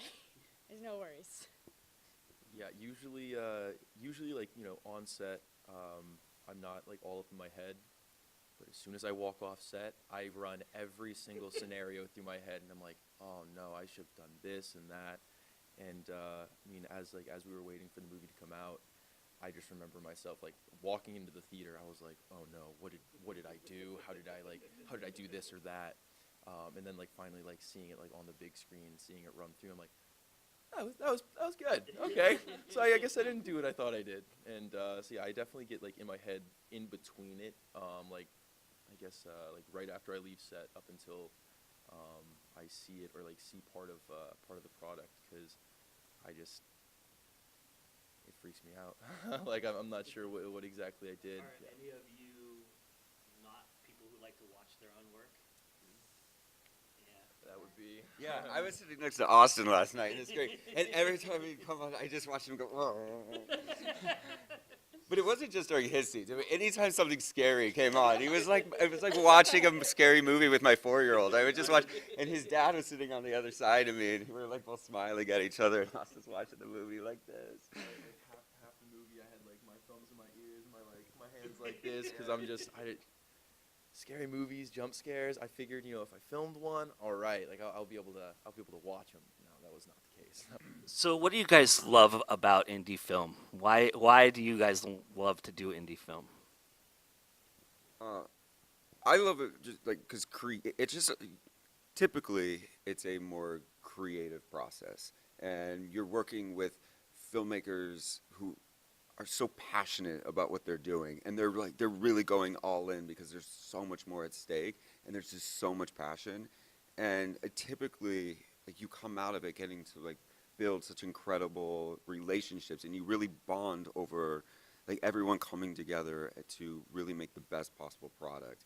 Whereas like so a lot of times when you're on bigger sets, it starts to feel a little bit more like a job, and everybody else has really just got their role. It's like you do your part and you shut up, like for everything else. But in India, it's like everybody's like we're all pulling for it, and we're all like in it together and in the thick of it. And so you just come out like with some of the most like beautiful relationships and bonds, and like I don't know, it's really a creative creative. It's a great experience. Yeah, it's definitely like, I mean, obviously, you love to get the bigger, like, corporate jobs, but an independent film is more like freelance work, something that's your own, and, it really feels like everybody is a team, and you get so much, more gratification once you see the finished product afterwards. So along those lines, that it is a true story and staying true to a true story, but actors have their process as well, and they bring in, and you bring them in, and you bring them in for a reason, and then they start to develop the characters for you, and you see them do something. Did any of them surprise you and change something that you were happily okay with them change? The church scene and the demonic scene, Bruce did this whole monologue in a movie. Bruce Davison, incredible actor. I mean, it was just... Everybody would know who he is if you saw him. Yeah, exactly. He's X-Men. I mean, he's done tons of stuff. But he did a horror movie a few years ago where he had to memorize this prayer in another language, and they cut it out. They never used it. So he's like, can I use this? Can I use it in this scene? And it was perfect. So that was kind of like an improv on his part. What do you guys love about being indie filmmakers?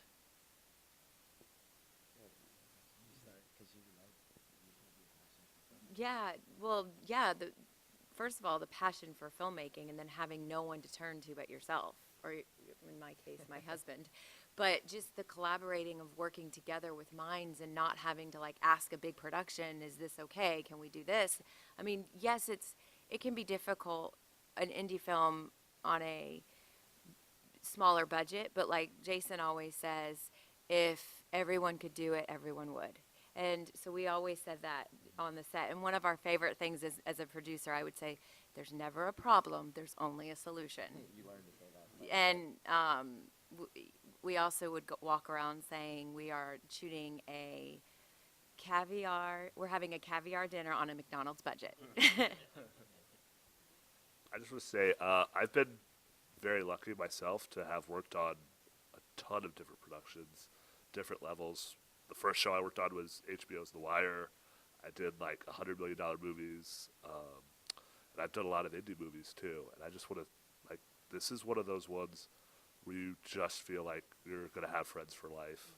This is definitely family. Jason and Heather, just working with them. We met on a set, and from there we just started talking, and we had the same kind of passion, and just they really brought me in and made me feel like really at home. And I think all the actors can attest to that too. Just what wonderful people they are. And indie filmmaking, you kind of, like I heard you guys say earlier, like sometimes we work such long hours it could feel like a job, but this is really felt like working with family. Or the independent filmmakers, because a lot of times that's kind of what we all are, is artists and have a passion, or anybody can say, man, I'd really like to get my idea on screen or on paper and then on screen. And the main thing that I could say is these visions and artistic views come at you in the oddest hours of the day and night, and you should have your notepad or phone close by, or whatever you're going to write on, so you can jot these things down, because that's something in your brain kind of giving you that message to get ready. And that's what I tell those filmmakers that want to do it, and just do it. Don't stop. We really found that teamwork is really important, especially in indie filmmaking. So I think for those trying to do indie films, finding the people that you work best with really, really helps. And we were lucky that we found a lot of people that were really on the same page. And it's finding those people that have the same passion, that really want to do it, because we have long hours. That's one thing for indie filmmakers. If you haven't shot a lot yet, this is a hard business with long, long hours. So finding those people that you love to work with, and that you could disagree with, but at the end of the day, you're going to find the best solution for the movie together, I think is really important.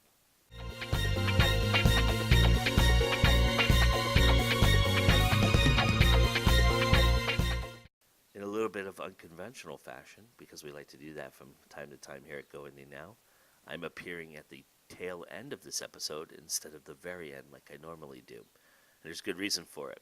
We still have an interview to go, and it's with the filmmakers of the short film that you're going to watch as well. So I thought it would be pretty cool to have those filmmakers talk about their film and what they're doing and who they are, and then you watch the film. It's a very unique opportunity to experience what I experienced at the film festival level, which is getting to see these amazing films that you don't always get to see. They're not first run or part of the lexicon in terms of, being promoted to the tilt, but they are part of the film festival circuit. And so one thing I will say is, if you see an indie film festival in your marketplace, go and give it a try, because you're going to see films that are, first, that will stick with you for a very long time, and secondly, ones that you probably will think were better than anything you paid $15 for, or even the $10 Netflix subscription or the $100 Amazon Prime subscription that you pay for to watch these films in bulk. I ran across this quote from Dino Montiel, who is a indie filmmaker. He's also an indie musician and an author as well, and he's part of the New York hardcore scene. We're running into a lot of those guys lately, which is what I will say pretty rad, and it's just amazing the talent level that existed in that era. I'm so excited for all those guys to be making it and doing what they're doing. But he had this quote, and I wanted to share it with you all. It says, if you get to bring a little movie on a film festival circuit, it's a nice experience, because you get to see it with an audience. People who go to festivals to watch films are usually a little bit more eager to enjoy them. It's exciting, because it's like you're going to the film's opening night every night at a festival. And that is so true. I felt like that so often. And watching these folks, just be so enthusiastic and so passionate about what they're doing and who they are, and getting their chance to be there when they're watching their film on the big screen and watching the audience react to all their hard work and effort. It is so rewarding and so enriching. As an audience member, I can't imagine what it's like as a filmmaker.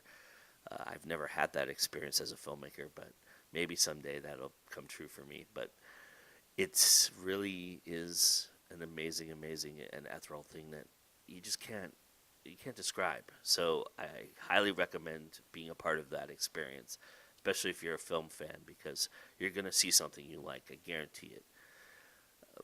I want to thank Cinequest and Slamdance for their hospitality. They were amazing hosts, and they were so great to GoIndieNow. And thank you so much for setting us up and getting us all the interviews and putting us out there so that we can get these interviews. And thank you to all the publicists and public relations folks that we met along the way, and to all the filmmakers, of course, and everybody who was involved in the making of these films that we got to talk to. It was a real pleasure. We're going to be doing a lot more of these in the future, a lot more of these this year. So keep checking us out, and we'll keep posting all of these and putting this together. Yes, these shows tend to be a little longer, but I think it's well worth it. You get to see some amazing indie artists, and I'm really happy to bring that to you. And I really don't care that it's a little bit longer.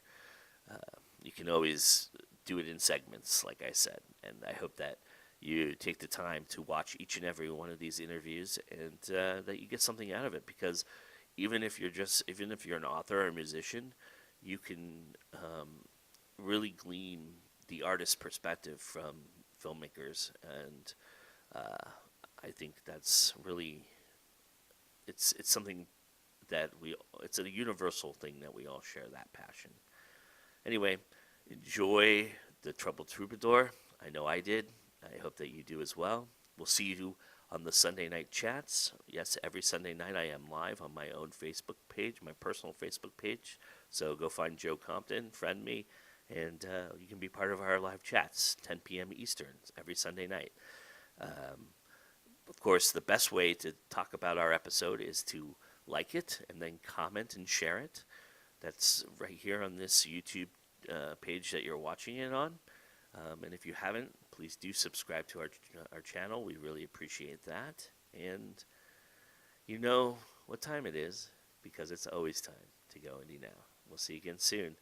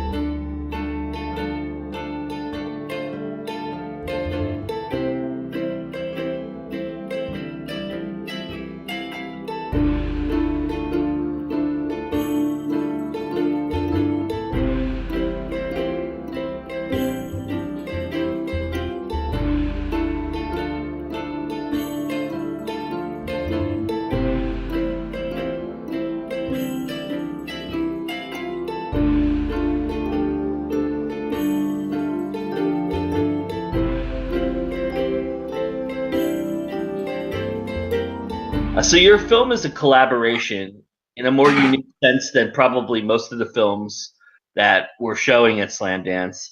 Not only because you had a co-director, but because you also had a star, a protagonist who wasn't a typical actor. So talk about how you navigated through those challenges.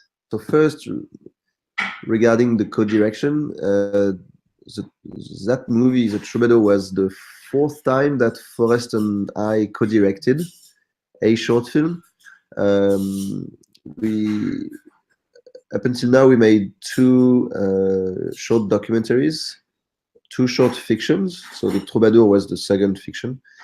And we've been alternating, I guess, docu-fiction, docu-fiction. And so in that sense, making The Troubadour was sort of a natural extension of a collaboration. We shot in 2015 in October, the Troubadour. So by that time, we knew each other fairly well. As for the problems, I would say, I mean, neither of us speak Japanese, so that when they spoke in Japanese, we just had to trust them. They were mainly casted for their, especially Hachi and the other boatman. We had the people in mind, really writing the characters. So from the script writing, even before that time onward. So we knew who was going to be there. And Hachi, the musician, he's one of my best friends who I've known for 10 years. The children, I mean, they were non-professionals. Just getting them to do anything was difficult. So I wouldn't say like less of linguistic problems, because it was constructed in a way that it's not so, the delivery of tone and emphasis on certain dialogue was never really the focus of the film. So we even, I think, probably removed probably 30-40% of the dialogue from the script. So right away there is this interesting mixed bag of people with different backgrounds. On set, the sound team were professionals from Busan City, which we hired. Our executive producer is a filmmaker from Busan. The cinematographer, he's a professional cinematographer who studied in Russia, which is actually at the famous film school in Moscow. So it was an interesting mix. I mean, the aesthetics of this film are absolutely gorgeous. I mean, just breathtaking. I mean, I know in the Q&A that you guys said that was a natural setting, that you guys just found it on a whim. But did you guys have to design around? Did you have any challenges designing around it? Did you have to change anything that you originally wrote because of the design of the aesthetics, because you wanted to maybe get this backdrop or that part of the the railing of the train or something? Was there something that you changed or messed with because of the aesthetics? Pretty much everything is there. The ending is on the train, on the former train station, which is just a bit further away.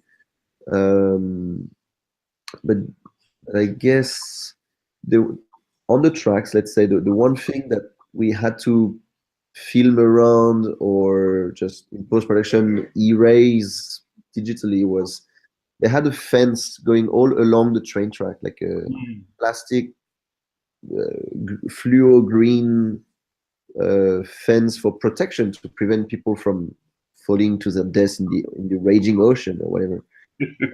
So this was really completely out of place in our fantasy, our land of fantasy, right? And so sometimes we were able to film around that. Sometimes it interrupts for a while. So then we would use that location a bit more heavily. Most of the time, but a lot of time we just couldn't avoid it. So we had a lot of computer graphics afterwards to remove this, but just but keep as much from the actual location as possible. So for example, there's a shot that really is like in the perspective of the track, but the fence just goes up to a point, and then behind this you see trees anyway. So erasing all of it, I suggested to the CG artist that he just erase the portion with the fence, but he sort of draws the rest of the trees and just match the movement, which he did. So this was quite hard with the shifting perspective and all that, but at least we kept most of the actual surroundings. But things like this we had to do a lot, just hiding a lamp post, or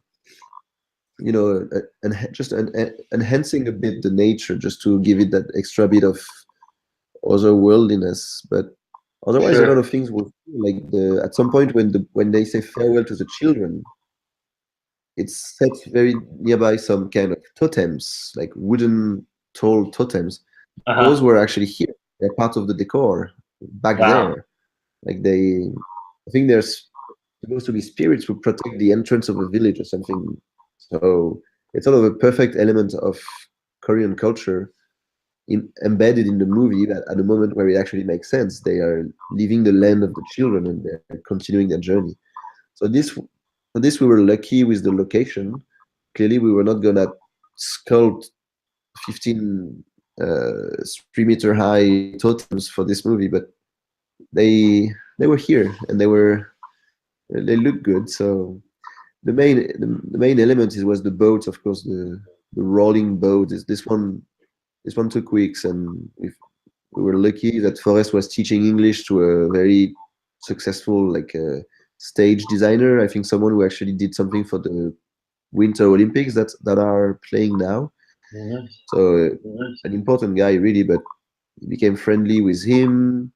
He liked the project. For him, building a boat that drives on train tracks is almost a reprieve from the giant stage project that he usually designs. I mean, that opening shot on the rocks, I think that was from the beginning, just finding that location. I always felt like, oh, that could be the Aegean Sea, it could be anywhere. Like, it doesn't look like, it's not really specific to Korea. And just the whole, these decommissioned train tracks, there's just so many really interesting locations, and not all of which made it into the movie.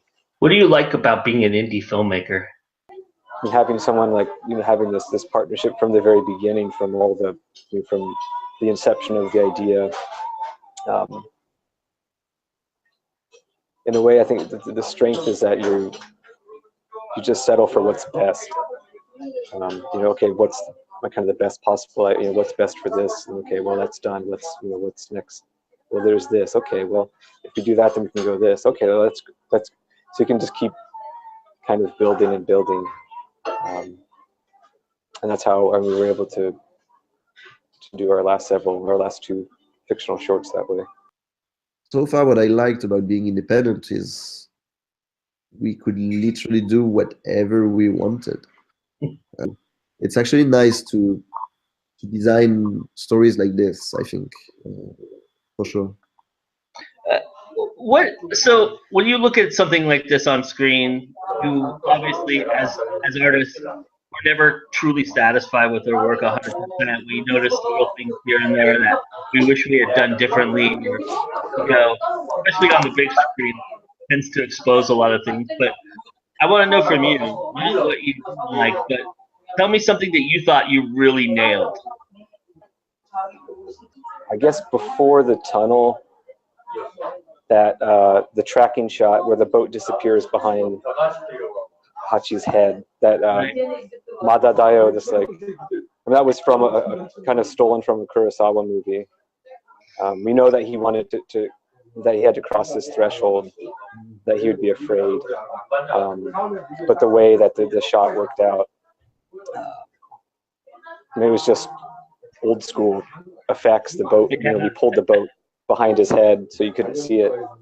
But that shot worked out really well. The actors did a good job, and it was one of those where between cuts everyone would huddle over the monitor and check it out. Troubadour was somehow kind of an overwhelming project to film, to finish, and even to submit to festivals.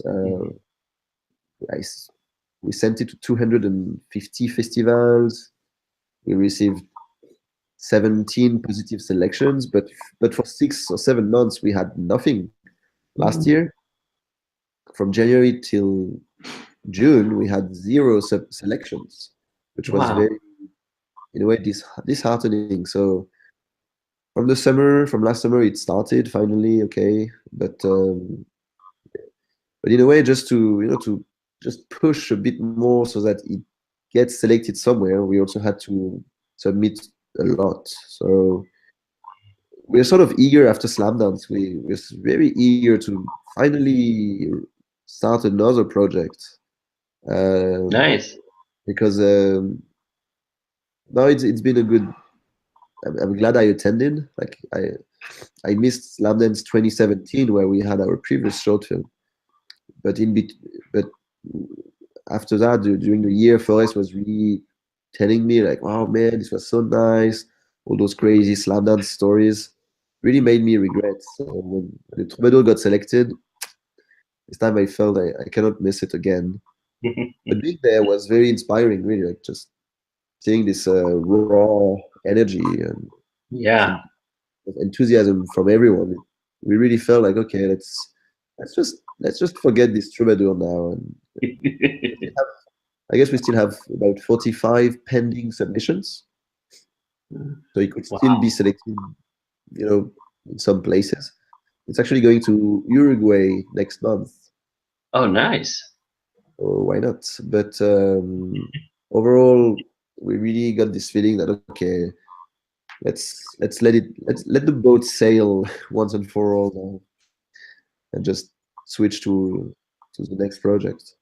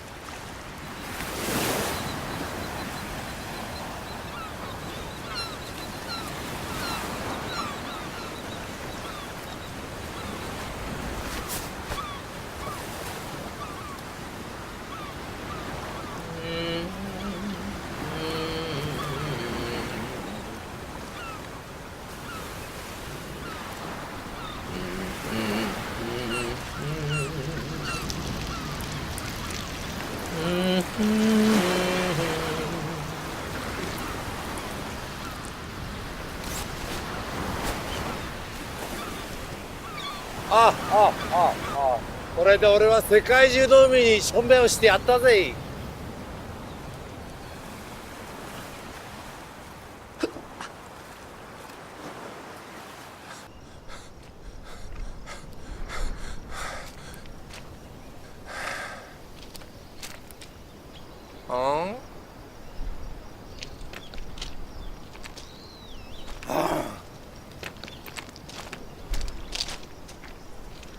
殿様の前で演奏した俺があんなやつの相手しなくちゃいけないなんて。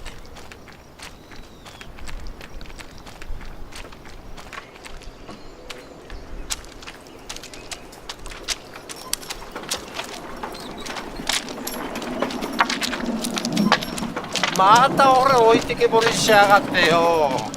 いい加減にしろよ。いつもこうじゃねえかよ。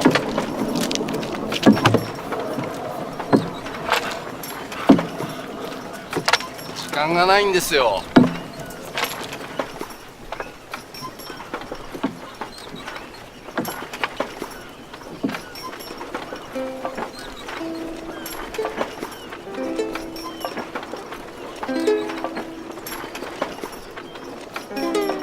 なんかまた一元合ってないな。うるせえな。音楽に集中できねえじゃねえか。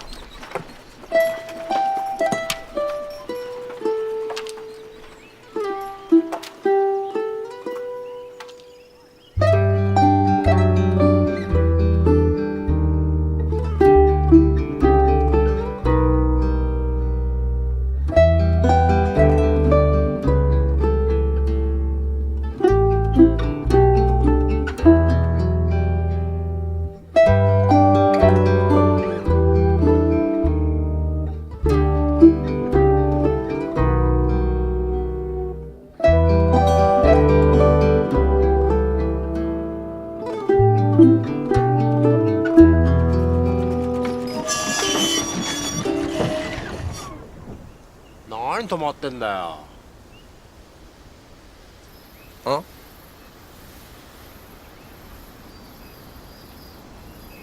ちょっとどいてくれる？どけったら。저리가. 네 뭔데? 누군데? 아이고 깜짝이야. 누구가? 아이고. 누군데?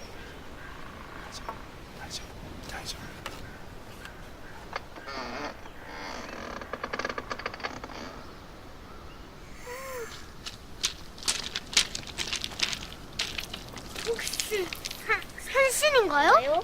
산신? 산신이잖아. 아닐 땐 너?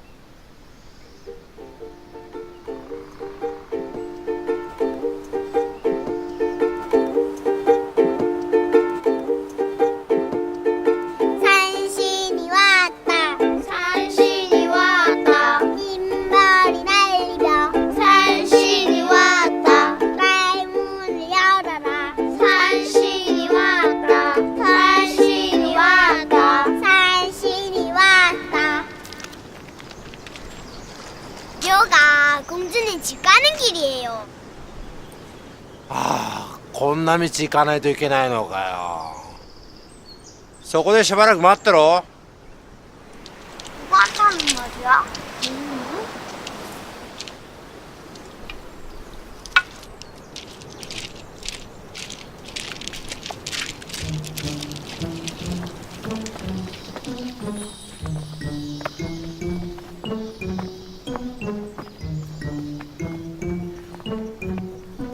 야, 어디까지 가야 되냐?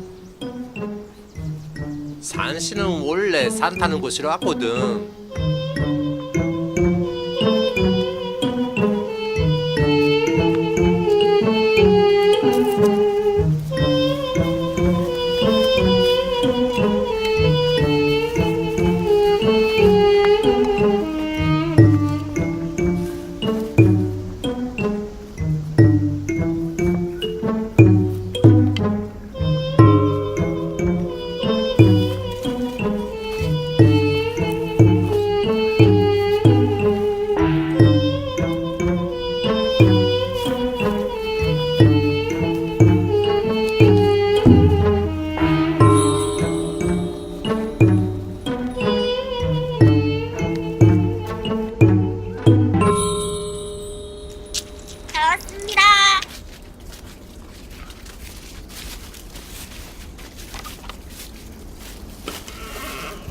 어?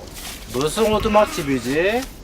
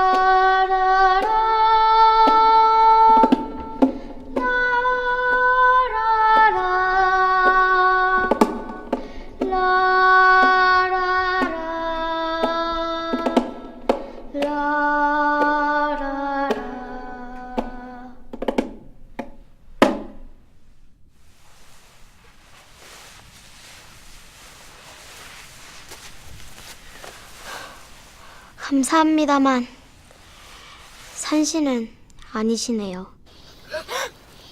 그러니까 그것 봐. 내가 산신이 아니라고 그랬잖아. 나 음악신이야.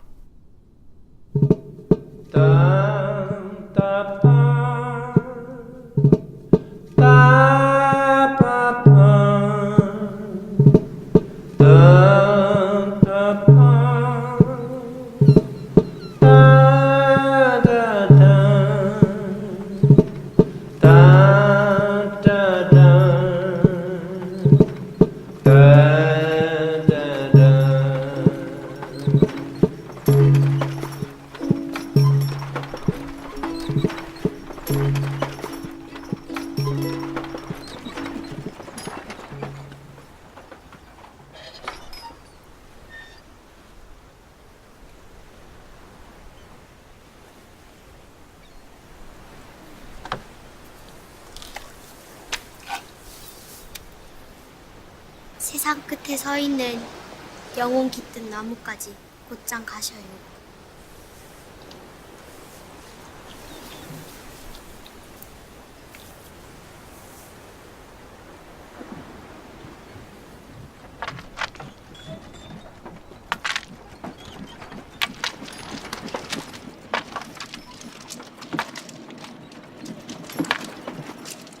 네, 彼らはあなたが音楽の神様だって本当に信じたんすか？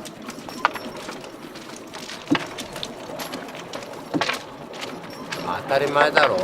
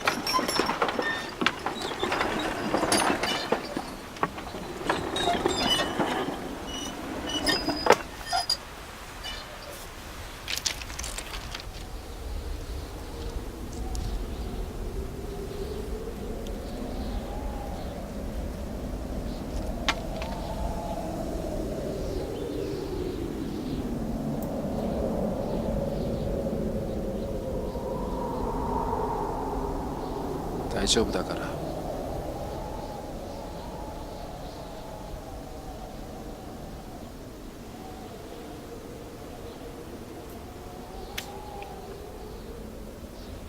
もういいかい。まただよ。もういいかい。まだだよ。もういいかい。まだだよ。もういいかい。まだだよ。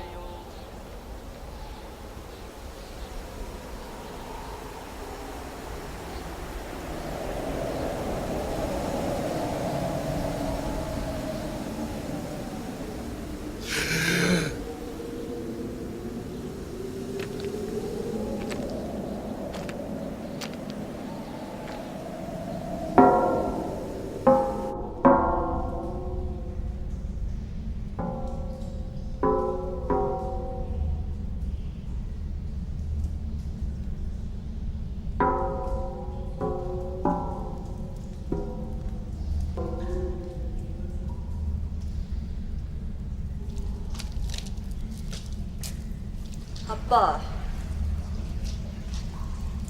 나 이제 아빠한테 화내는 거 그만하려고.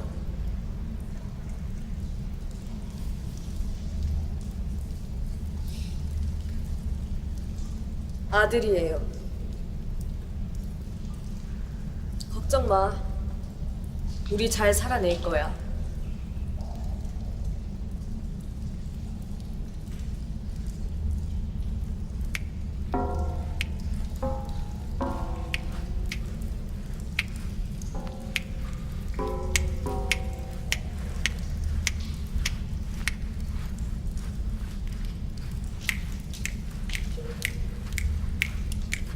Okay, Danny, can you give me the butter? Papa Bear on top.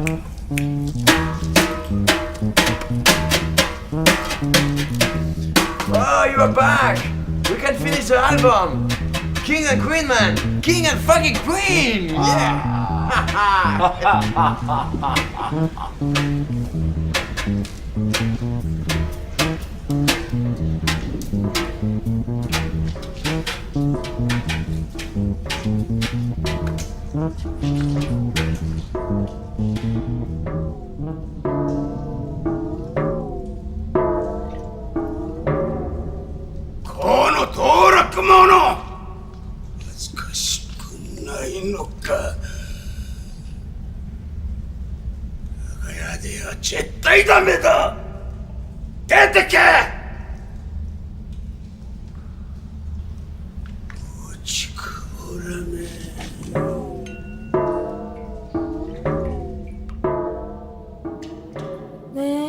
네네 코로리요 코로리요 보야와요 이코다 넨넨시나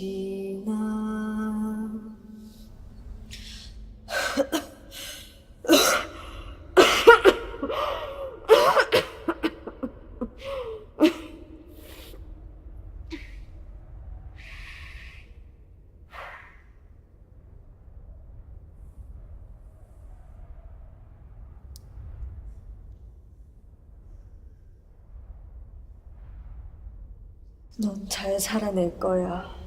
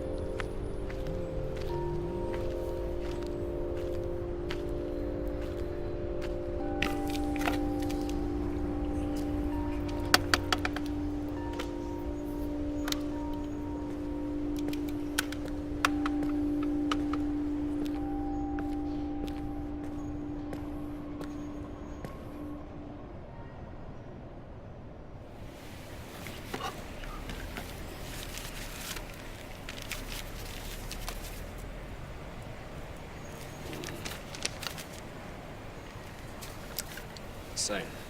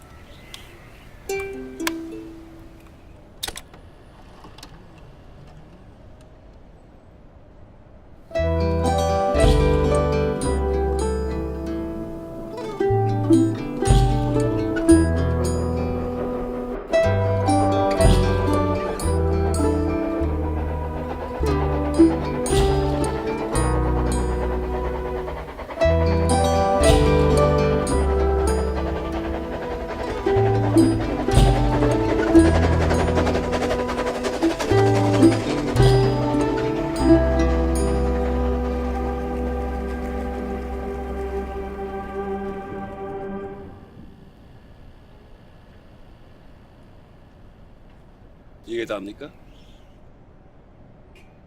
할 만큼 다 했습니다.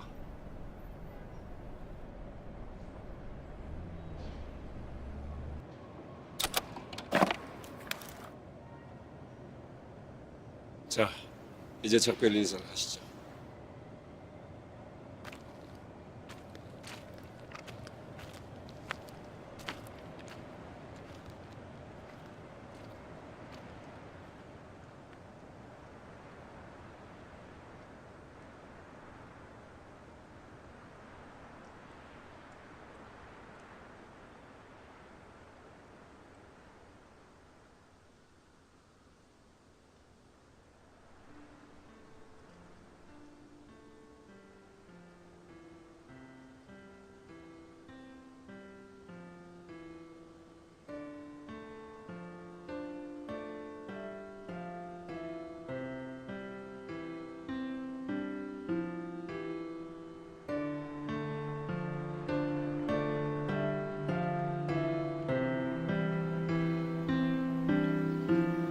잘 가게.